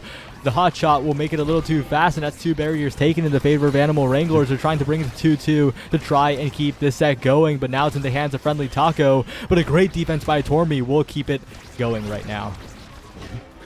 Yeah, Nugget trying to get through the punch, but Mike is really on top of defending against this. Julie obviously has a lot of experience there, but it's going to go in a really weird night market angle there off the middle into the top. And that's going to be Animal Wranglers tied up. They found the kill again. They found the momentum. They seem to lose it there and flounder for a little bit, but I'm thinking after Nugget got that kill, that's just sort of a mental reset for them. They can get right back into it. So we're going to see how that goes into this set. They have to pay attention to the Arenados now. That's really good. Tormy misses the primary, but it's fine. You lose one barrier, that's fine. It's your rental barrier. You don't care about it.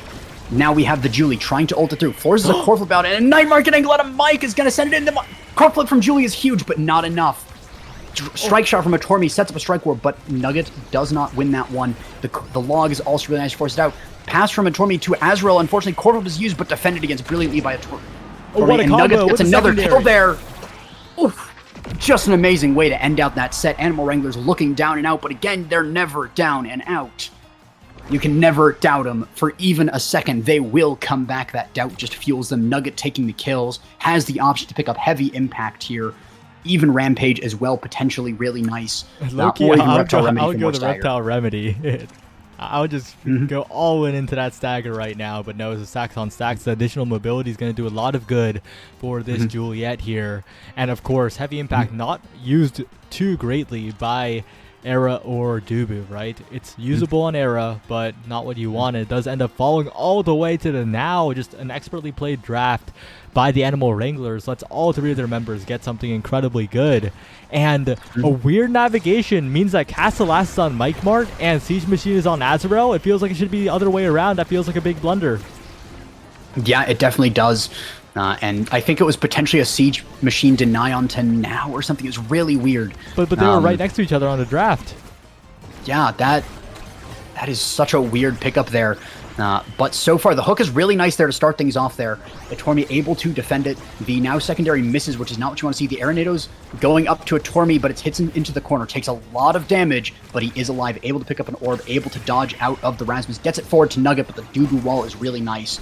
And, of course, with that missile prompt, it's so wide. The now secondary is used for movement speed, which you don't generally like to see. The great primary into Soren angle from a Tormy. That's what we like to see, and Nugget dash punches it in. That is Animal Wranglers right there. Amazing save on the defense by Tormy.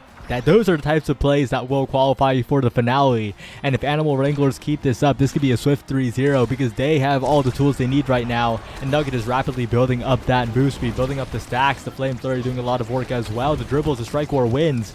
Even getting hit just builds up more energy for Nugget. The core flip now on deck as Nora pushes forward as well. The elusives used to flip wasted, but it's all good because Mike Mart is under a lot of pressure now. One barrier on each side, but Nugget has possession and is not looking to relinquish it too easily. Yeah, that's going to be a death onto now there. Good find by Taco on that kill. The primary from Tormy actually stuns Rasmus, which is really nice, so he's not near the core. The dash punch from Nugget is good for positioning, misses the core. The strike shot is amazing. The strike war is better. Tormy is able to just save this with basically nothing left in his kit. And that's just so amazing because now he has so much more available to send the core down far afield. Friendly Taco getting boxed out here, potentially about to lose all of those Rampage stacks. And Tormy has core flip, has strike shot. That's a kill onto Era. Animal Wranglers gets it past. Good core flip out of Mike Market. But we're going to see a Tormy core flip in the face of the Rasmus. Patiently waiting it out, but too patiently allowing Friendly Taco to get the setup. And that's going to be it tied up 1-1 in this 2-2 set. Oh boy. It's close. And that core flip situation was amazingly navigated by Friendly Taco, just trusting the setup, trusting the reflexes as well to navigate that whiplash around and just waiting there in the center. That's 2 barriers taken already. Chikara Phoenix. It looked like they were out of it in that first point, but they're right back at it, right back to where they really got their points. these passing plays, Azrael just setting it up to fall into Friendly Taco's lap, and it's just happening so often. Friendly Taco getting chipped down, though, and if this KO is found, it could be huge. Yeah, of course, especially with those Rampage stacks, it is so good to get that kill onto Rasmus, but they have to get it. The secondary from Rasmus shoots it backwards, though, red coring it off that hot shot. Can they get to it in time? Of course they can. They're not going to let it go off of that. Pass down, bit of a dribble angle to Nugget, really nicely found by Noir there. Bit of a tricky situation to navigate. Noir is still alive somehow, even after all that, even after the hook. So amazing to still be alive there. Etormi kind of denies the orb for the orb ponder, a cooldown reduction there. But of course now can kind of heal herself, so it's not the end of the world there. Almost a great find, and it's going to be Mike Mart actually hitting his own barrier there in a bit of a tricky situation. Bit of a forced error there, and it's in off of Nugget, bringing them up 1 point away from qualifying. And as Chikara Phoenix, you were here 2 sets ago. You were almost about to take the Animal Wranglers out and sweep them out of the competition completely without letting that one set. So the mental there is just, I can only imagine, but you know, we've also seen a little bit of, mental gaming on the side of Animal Wranglers. Etormi's very much a momentum player. Whenever a mistake is made, we see Etormi start to struggle a little bit in the Animal Wranglers as well. So if Chikara Phoenix can force one of those errors out of Animal Wrangler, they can easily take this back.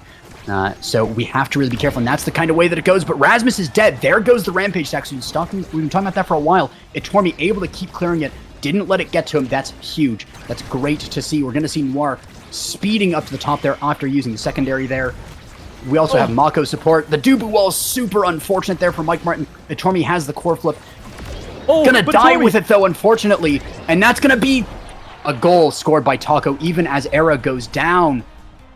The core flip greedily saved by Etormi and then whiffed by Noir there.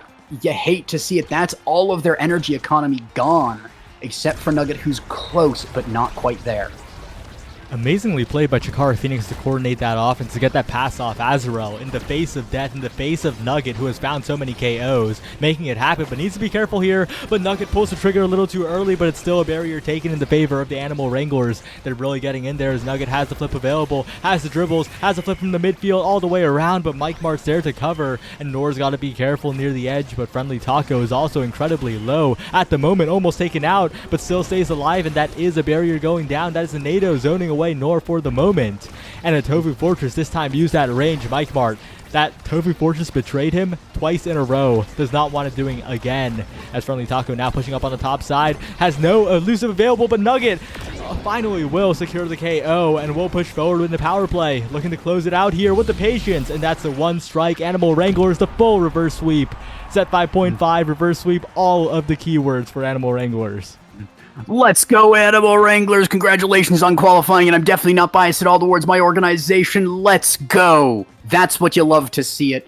Animal style is never down and out of it, especially against Chikara teams. We have that damage buff versus them. We do not lose versus Chikara when it matters. Yeah, as shown by Animal style having those OSAS titles and Chikara still sitting at 0, unfortunately. This season may be different. There's a lot of Chikara teams, but they'll have to overcome the Wranglers. Easiest 2,000 bestie bucks of my life right there. Put it all on them. Easiest bet ever. Etormi, of course, with these amazing saves that we can see there. I mean, time and time again, you can rely on him. There are those moments, though, that Etormi has. You can see it sometimes when he gets flustered and he gets that momentum gaming where you lose something and you keep on losing off of it. But we've seen them improve every week on that, and they don't just lose those anymore. They're able to pull themselves back in the game. They're never out of it truly anymore, and it's just been amazing to see how they've improved over these past few weeks. Yeah, just a great team. We're going to head right into the next one, though. Any thoughts on Chikara Ascended versus Among Titans? We saw Among Titans, they looked good. Chikara Ascended, we have not seen today, and that is also a team that could take it all. Yeah. Not as familiar, but of course, Chikara Ascended was able to start in that quarterfinal. They did well enough in the Swiss that they were able to afford one of those privileged higher spots, much like the Animal Wranglers. So based just off of that, you would expect it to be Chikara Ascended taking it. But Among Titans, they've kind of had the time to warm up in some of these more games when Chikara Ascended has to wait for a little bit longer. So they're going to this more warmed up. They're coming off a really amazing victory there. They really put a number on Plink Plink Plink there, able to take that very convincingly versus them in the end. So it is really anyone's game, but I'm going to have to put my money on Among Titans on this one. Yeah, it's going to be an interesting game to be sure. I would also favor Among Titans just a little bit here, but it really could go either way. Mm-hmm. Really could have. But this game's going to get started already. I mean, these OSAS changes have saved OSAS. We are almost done, and we are, I think, 2 hours ahead of yesterday. That's not yesterday, last week. That's crazy. Mm-hmm. I mean, I could go for, a few more hours of casting, bring some teams back on, have a friendly, But no, I'm pretty sure we all don't want to be here until, 3 in the morning. It's fun, but also it's such a long time. Might even make it in time to raid the Doki Doki Literature Club stream. Oh yeah, that one. No spoilers if you end up going to that one. Let them play it. Let them suffer the psychological horror, and whatnot. How far in are they? They're still not very far in, right? I am not aware of how far in he is, but he's been playing it for a while, so he's got to be pretty far in. Unless he's really going super slowly on it, then he's probably getting pretty far into it by this point. Because it's hours and hours, what's 8 hours in or something. Yeah, probably. Well, we're heading right into the next game. Chikara Ascended versus Among Titans.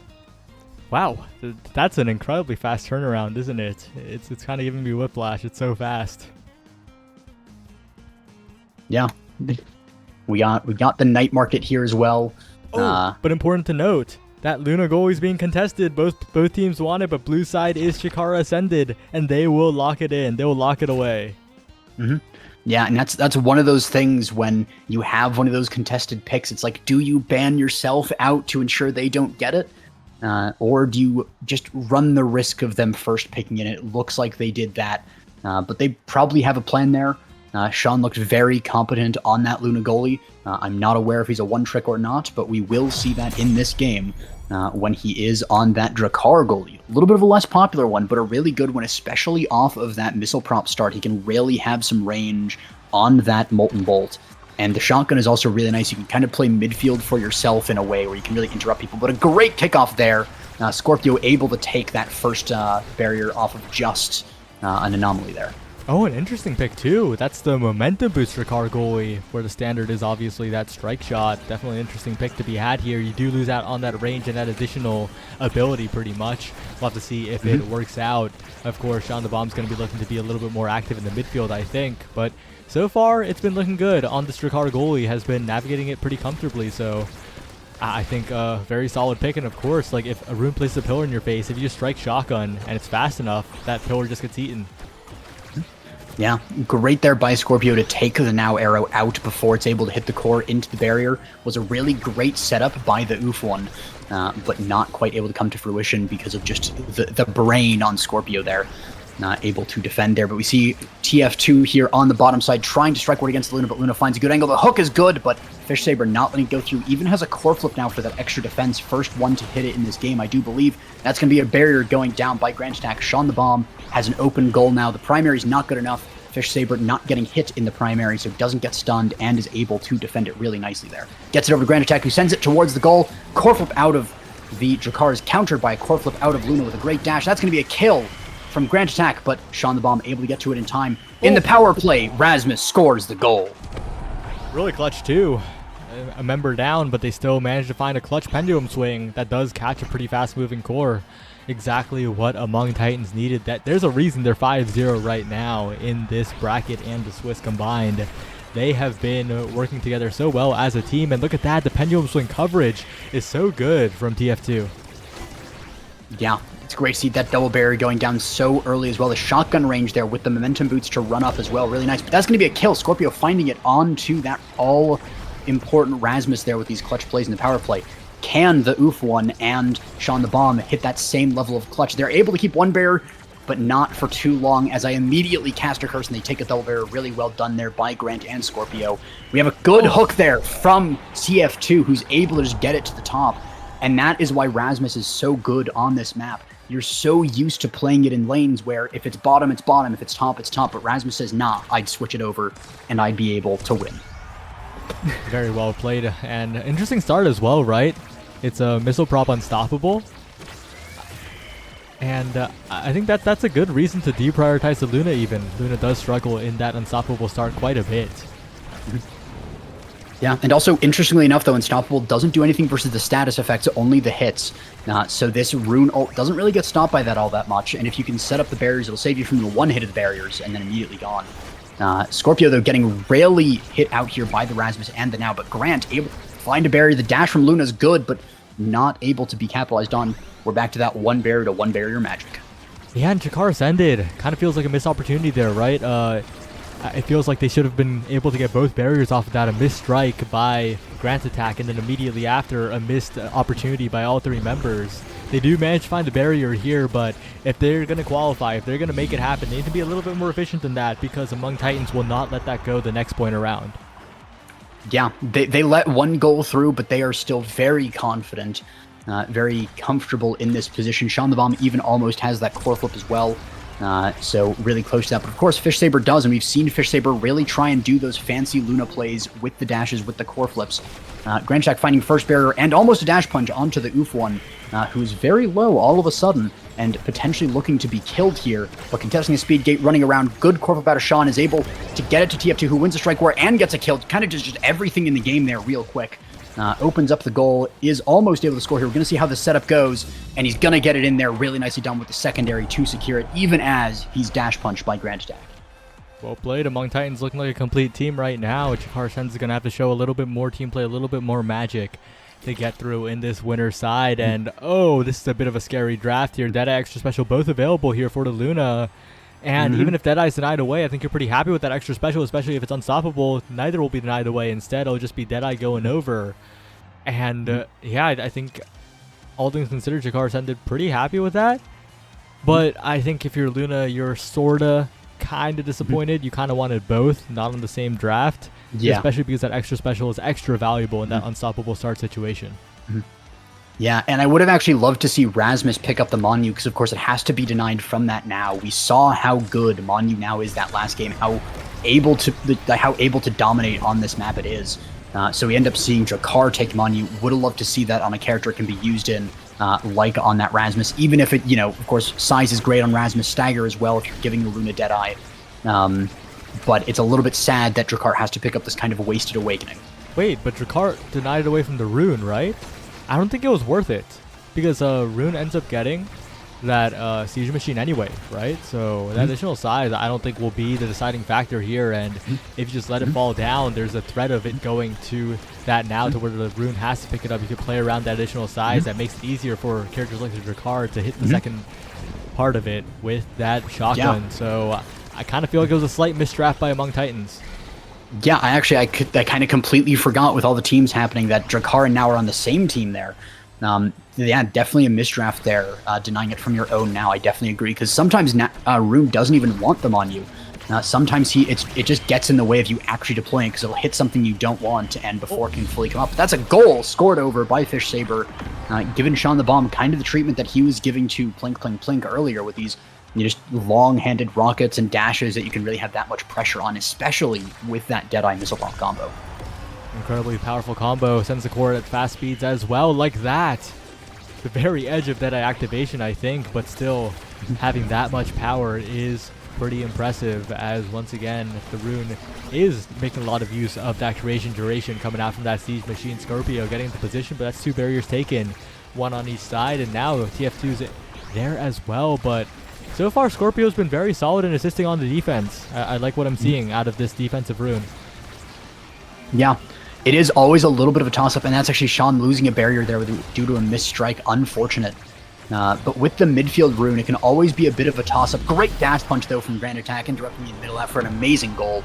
But yeah, so the midfield Rune can kind of be a little bit awkward at times. You really have to play it confidently, because you can have a lot of momentum going forward. You can really lock it in these corners, especially on like Tycho Temple and Gates Obscure. We've seen it a lot. Less common on Night Market, but still really good with these lanes. And when you have Fish Saber backing you up on that Luna and able to basically play another midfielder, you can really get away with playing up a lot more. So that kind of absolves that. Good kill flip from TF2 is going to secure a lot of momentum. Double kill going over the Oof one, finding a kill onto Rune. Can Fish Saber hold on? Loses one barrier. Passing play is pretty good. Goes into the goes into the goal barrier as it's opening to just mind game Fish Saber into thinking it's over if it's going in. And so he's all the way in the bottom, but it ricochets it back over to TF2, pass up to the Oof of one, who sends a just beautiful play there, locking it down against this Luna. Incredibly well played. We'll have to see if they can continue that, maybe even take the set entirely. Among Titans with the comeback. 2 barriers taken in an instant. It's looking so good for them to send us to a 0.5 situation as both their barriers are continuing to stand. Sean the Bomb looking pretty chill out here, and that elusive use from GodSave TF2 does mean no elusives, but Grand Attack's dash punch does not quite get the KO, and now GodSave TF2 is approaching, but a good strike war win will halt it for a moment. The pillar does go a little bit wide as Sean the Bomb tries to send it away, but Grand Attack's good with the corner strikes and is continuing to press it into the corner. Finally goes to the Oof one, and the dash is slightly off target. GodSave TF2 trying to find a pull, but again defended away by Chikara Ascended. Both teams playing incredibly well now. It feels like they're both completely warmed up at the moment, but a weird banish makes a bit of a tough situation. Goes up to the Oof one maybe, and GodSave TF2 continues to maintain possession. Yeah, but a great Luna dash there, able to move it on out of the goal even a little bit faster.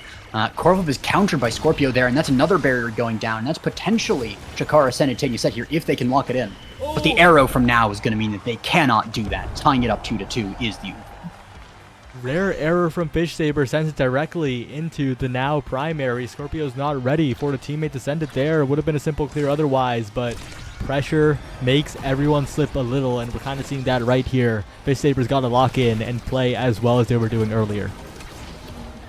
Yeah, we also see with that pickup of Siege Machine, the banish, I believe the banish does not affect it.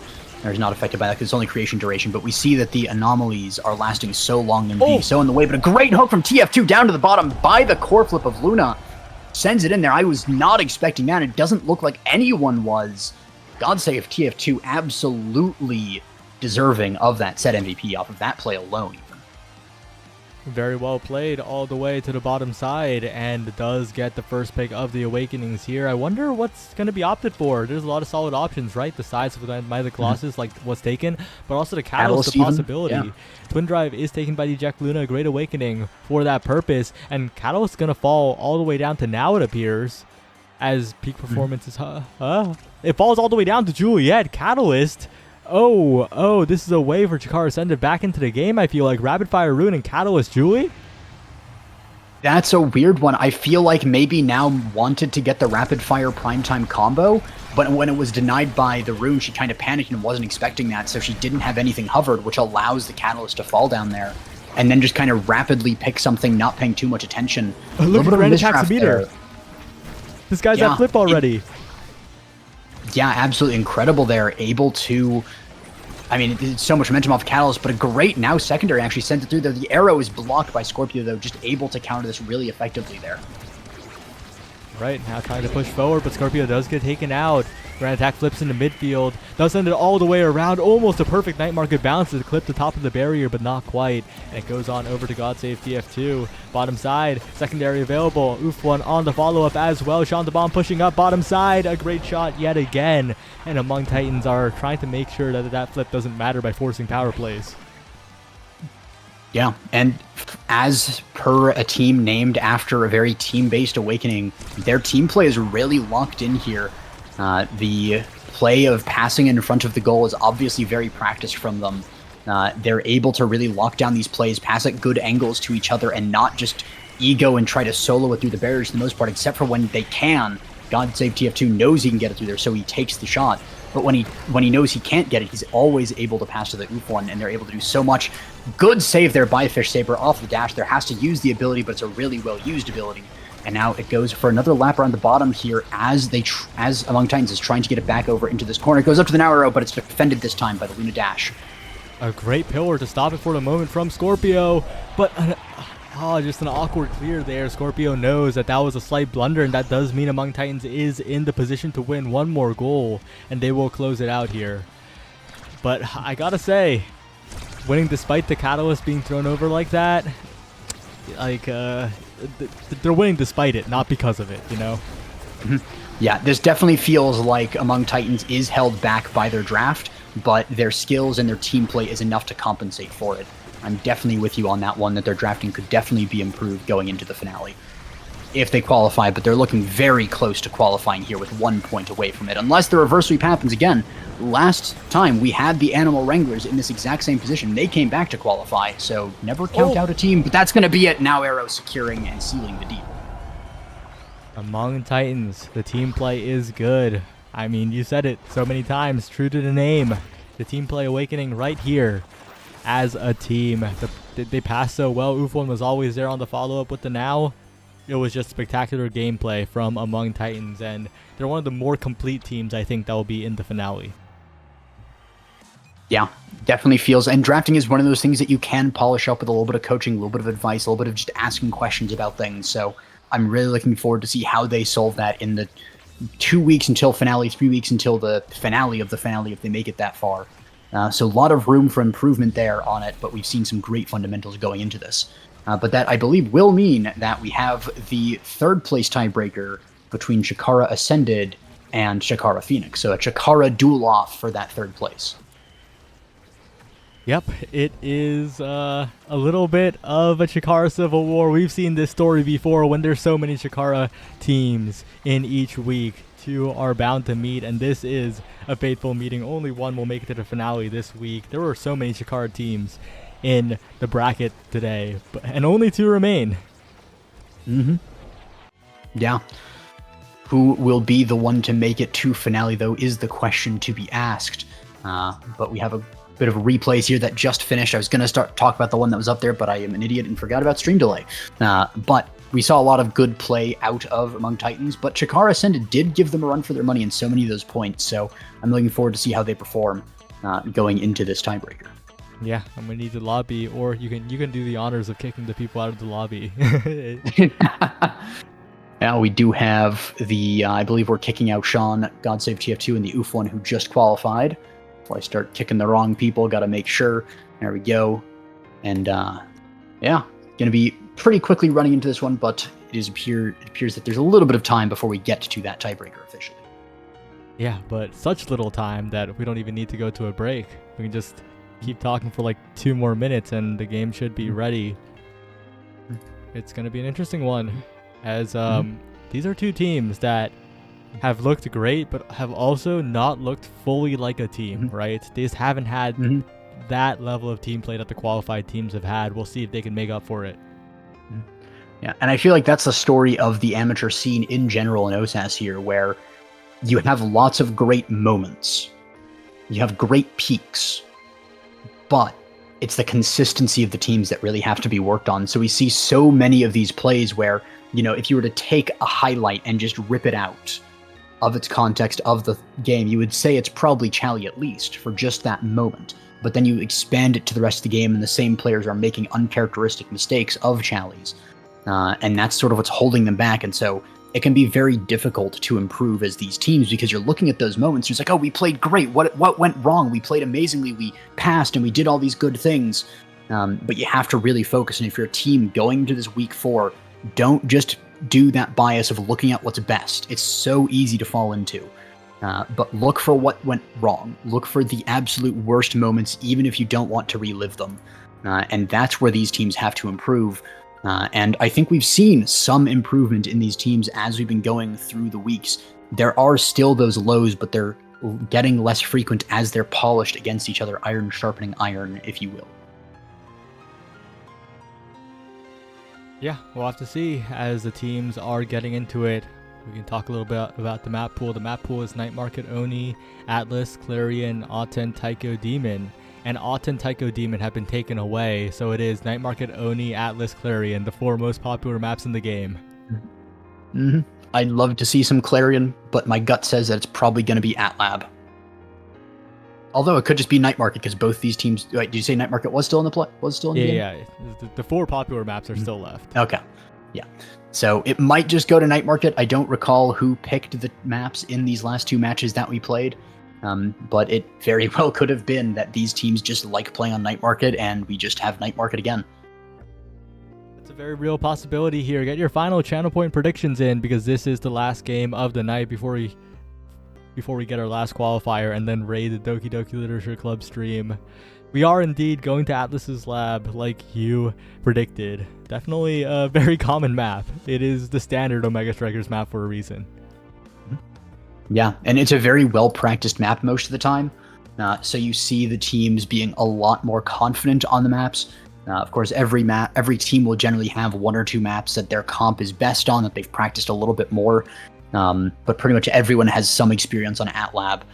So we get to see usually an elevated level of play on AtLab, I would say. The games tend to look a whole lot better. People are really pushed to their limits a lot more on AtLab, but also their limits are a lot higher because of their comfort. So it's going to be interesting to see how we go in here. We see this could just be the hover of their default strikers here, but we see an Aimi, Rasmus, and Dubu being hovered. Of course, that would be really good to have on AtLab. You have a lot of forward pressure, a lot of kill pressure, a lot of defense, a lot of just really good strikers there. They're opting for the Luna ban. It does seem that makes a lot of sense after we saw Fish Saber on that Luna last game. Makes a lot of sense to ban that out because it is terrifying. If you don't have a Luna, get it out of there. And that will be a first pick rune for Azrael. Oh, that's really interesting. They are basically double banning the side of Chikara Ascended here. That's a big play by Chikara Phoenix. I'm not sure if it'll work out. Yeah, the double brawler can be a little. It could also be an Asher goalie, but that's what I'm looking at right now. Is that Asher goalie? It could even be Kai goalie if you run the double brawler with the Kai to support. Going to be interesting to see how these teams opt for this one. Right, it is the Asher goalie after all, and we're going to see a Kai in the midfield. Interesting picks all around, and I gotta say, that Zentara from Friendly Taco, I think is what my eyes are on, because Friendly Taco has had the outplays before, and in a matchup where individual outplays might mean everything, I think Friendly Taco might be the difference maker. Yeah. And it is all too often those individual plays. We were talking about it earlier. Among Titans is really good at team play, but that's not necessarily true of every team. So we do see a lot of those solo plays coming out. But right now, so far, a bit of team play, a little bit of grouping, though, from the side of Chikara Ascended.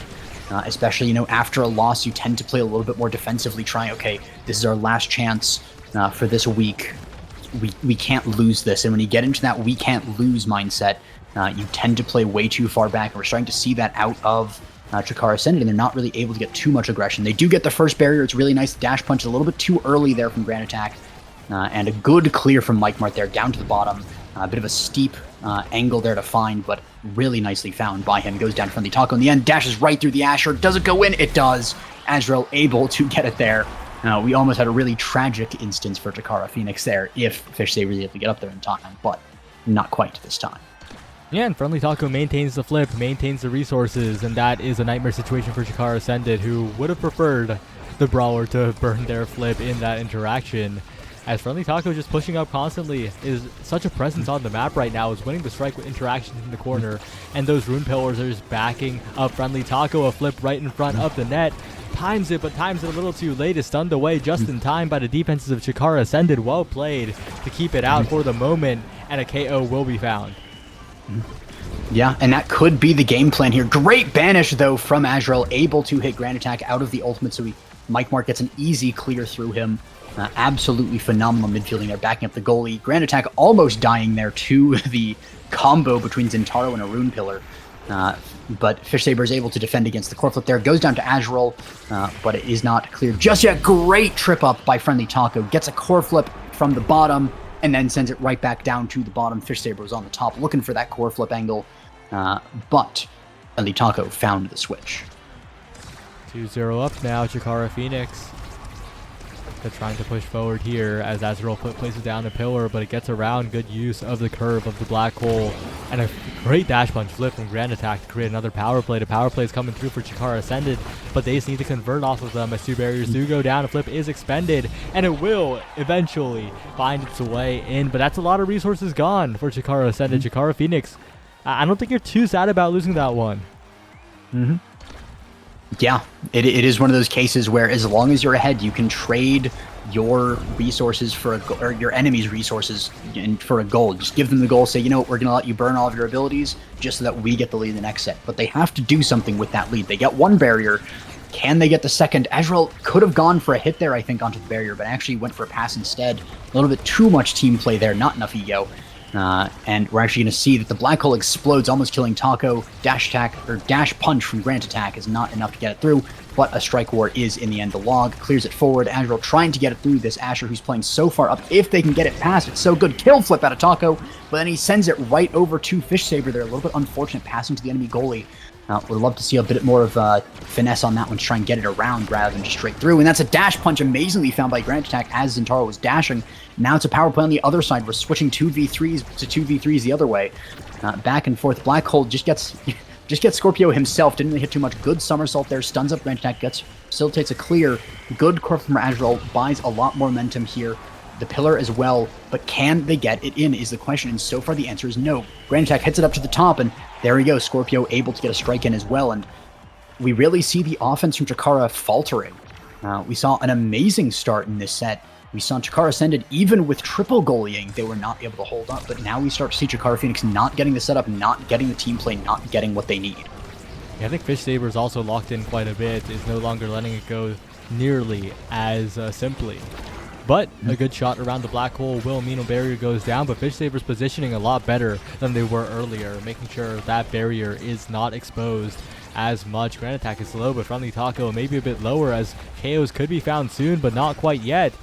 An elusive is finally burned, potentially a KO, and a good flip will take the barrier. That means it's crunch time, but a good trigger of the black hole by Grant Attack will mean a power play is found for Chikara Ascended.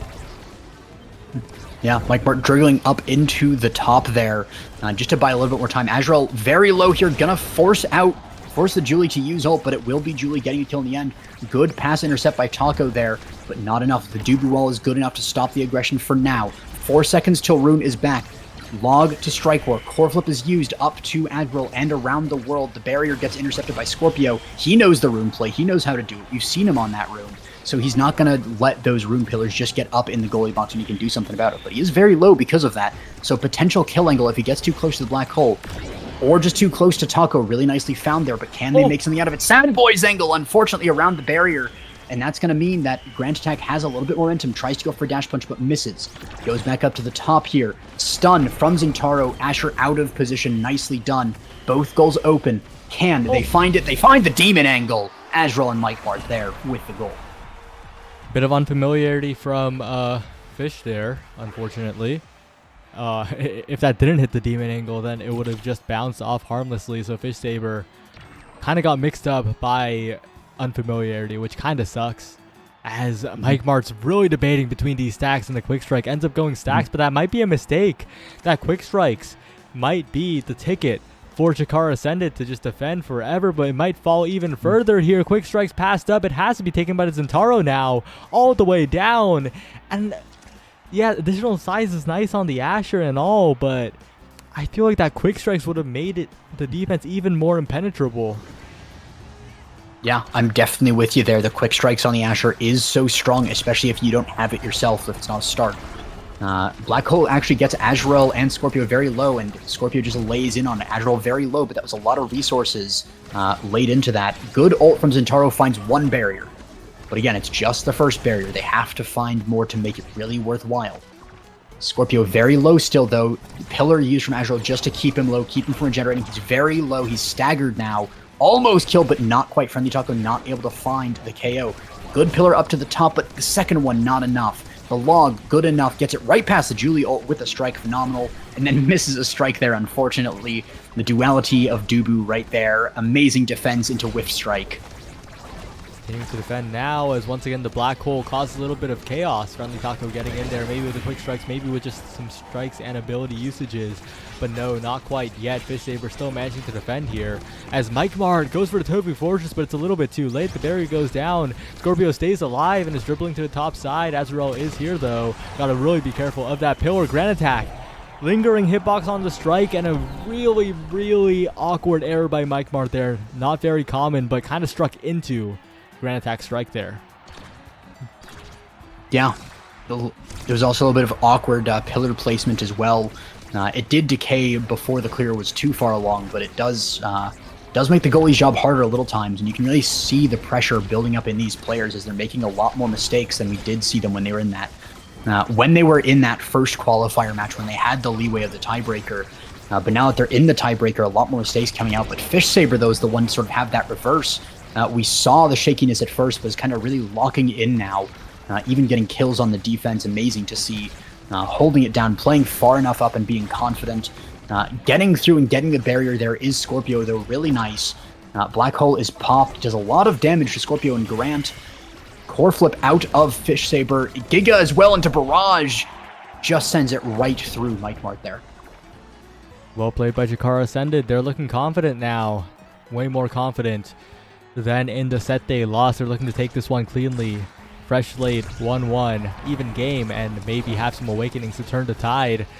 Right now, just playing around Mike Mart very well, I think. Yeah, you see the black hole exploding there and doing a lot of damage to Taco. Now he's the option of the kill, but fighting back Scorpios, though, it's, I might die, but I'm taking you with me.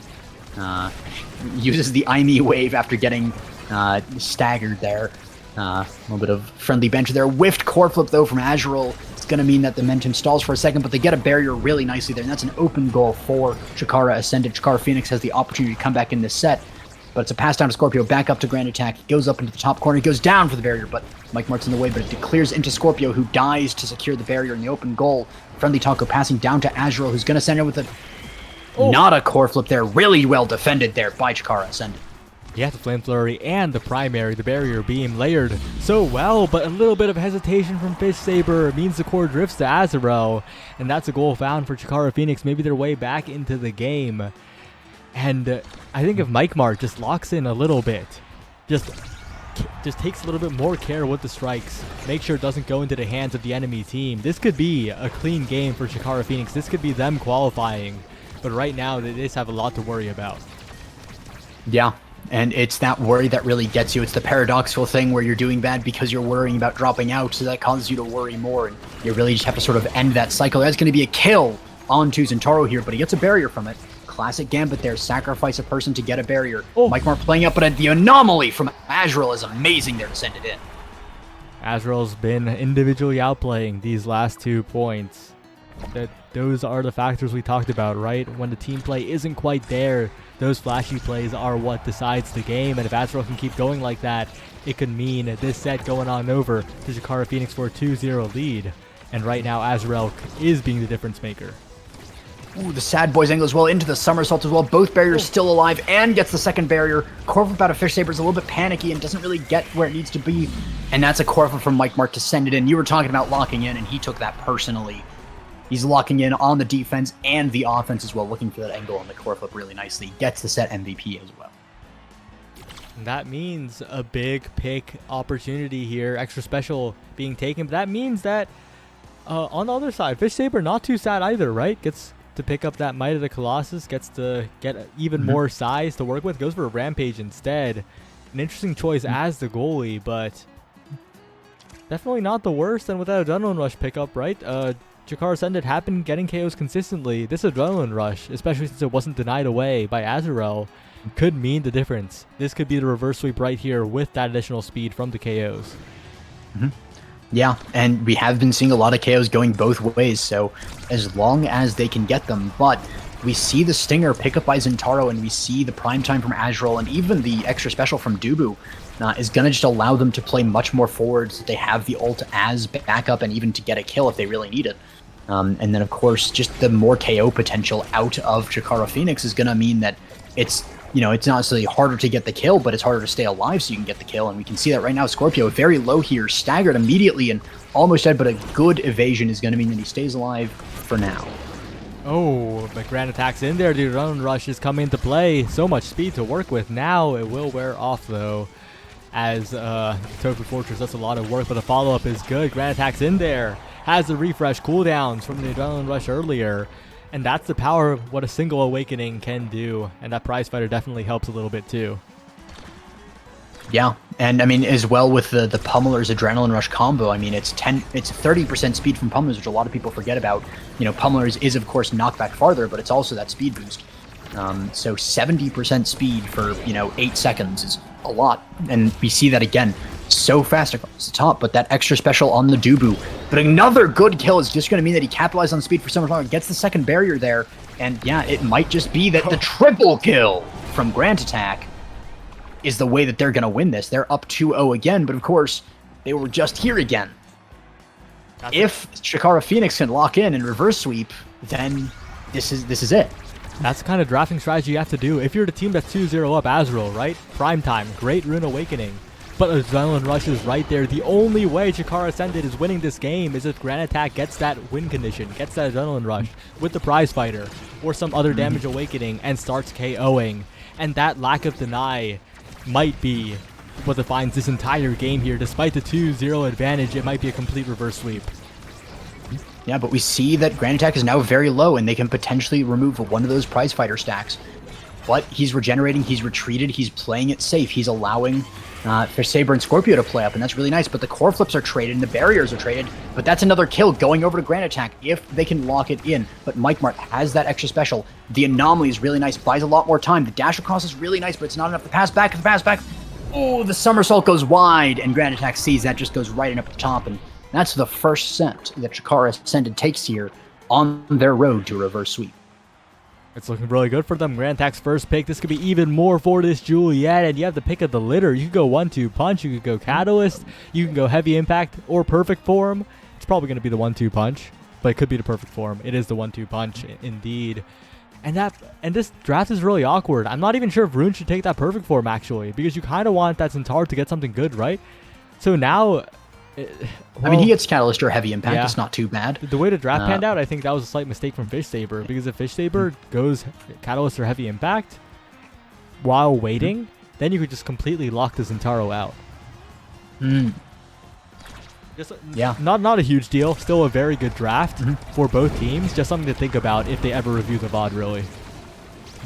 Yeah, and that is really the drafting of these teams can see some improvement in areas. We were talking about it earlier as well, so is definitely good advice to consider of, not just how you can be strong, but how your teammates can be strong, and not just that, but how your opponents can be weak. So really good stuff there. The Black Hole kills the Kai, though. Scorpio dead, and that's 2 barriers, and, that's a banish on the goalie as well, but it ends fairly quickly, of course, with that buff, and that's the double barrier really nicely found there. Unfortunate angle, but the anomaly is enough to secure it in the end anyways. Does, a lap around the field, the core hits the 2 barriers just to, say hey, and then goes on in the goal in the end. Yeah, really well done by Azrael, who has been clutch for so many points now, and a little bit too much confidence in Fish Saber, right? Oh, we're safe, right? We got the berries on the other side. Oh, the anomaly! The Token Fortress can't get it out of there. Perfectly placed by... Oh, just really unfortunate, but 2 berries will still be taken on the other side. The game is still completely even, and Friendly Taco's going in. A flip available, another flip for Fish Saber to the other side of the world. And Grand Attack now to the bottom side.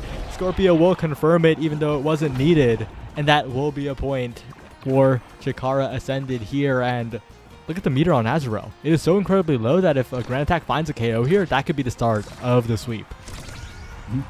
Yeah, and that is kind of what we saw last time. Like right now, the Prize Fighter stacks are not quite there. So we need to see a little bit more coming out of Grand Attack in order to hit that.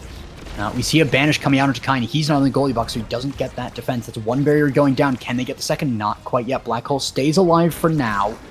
The awkward anomaly there actually takes it out of the Dubu flip there. Bit of a miscommunication. The somersault goes just a little bit too late as well. Good passing play to Grand Attack means that he can just send it in there. Now they have another lead, and the momentum is completely swung in favor of Chikara Ascended as they take this 2-1 lead.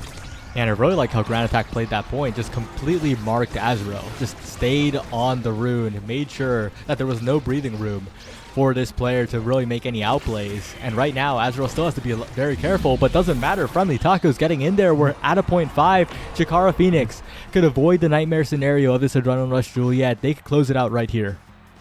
Yeah, and the Juliet still only has the 1 Prize Fighter stack. Hasn't found any KOs this set. They're really playing a lot more intelligently around this. That's one barrier sacrificed by Fish Saber to prevent a double barrier. I'd say it's an intelligent choice at the end of the day. You keep the one important barrier alive. Again, that first one, it's all right. You can lose it. But a great log from Mike Mart, able to play up super far, able to be on this offense. Gets it past the Kai Barrage as well really nicely. Grand Attack also playing super far back. And this core flip, it sends it in. And that's Chikara Phoenix qualifying for the finale here. And remember when I said that the drafting didn't matter that much? Well, it mattered. And Chikara Phoenix got what they needed in that draft, where Chikara Ascended did have room to play around with it. Play around it in the denies, but again, they prioritized their picks a little too much. Didn't prioritize the denies away from the Zentaro, and that ended up being their undoing. Too much power in the hands of Chikara Phoenix, and they executed it so well despite Grand Attack putting on the pressure. Azrael was constantly staying out of KO range, preventing that Adrenaline Rush win condition. Yeah, and we really saw it. There's 14 KOs on Chikara Sin, and I'm pretty sure most of those, maybe half of them, were in that second to last set, where we just saw Grand Attack really running wild and getting so many kills with those prize fighter stacks. But going into that final set, when Zentaro has access to that catalyst for the extra evasion and the core flip, it just means that you have so many more options and you can't get those KOs. So yeah, definitely a bit of a draft difference there in the end.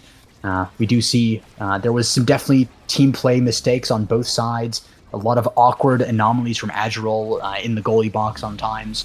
But we also saw a lot of really great moments. A lot of those anomalies were like frame perfect, where Fish Saber was checkmated in his goalie box by an anomaly that appeared out of nowhere at the exact time it needed to. So back to what I was saying at the beginning of these teams, not to be too harsh on either team, but try to focus on what were your worst moments. The drafting, the anomalies, the team play on both sides. You had so many great moments in these games, but if you only focus on those, you're not going to improve as you approach the finale. And Chikara Ascended, I think, can approach the finale. I think they have a pretty good shot of getting in next week after this performance. Yeah, well done to Chikara Phoenix. Well done to Among Titans and Animal Wranglers as well for qualifying in the winner's side. It's still a long road ahead if they want to become OSAS champions. But they've taken their first step on that journey here today. Anything you want to say before we end for today? Let's go, Animal Wranglers!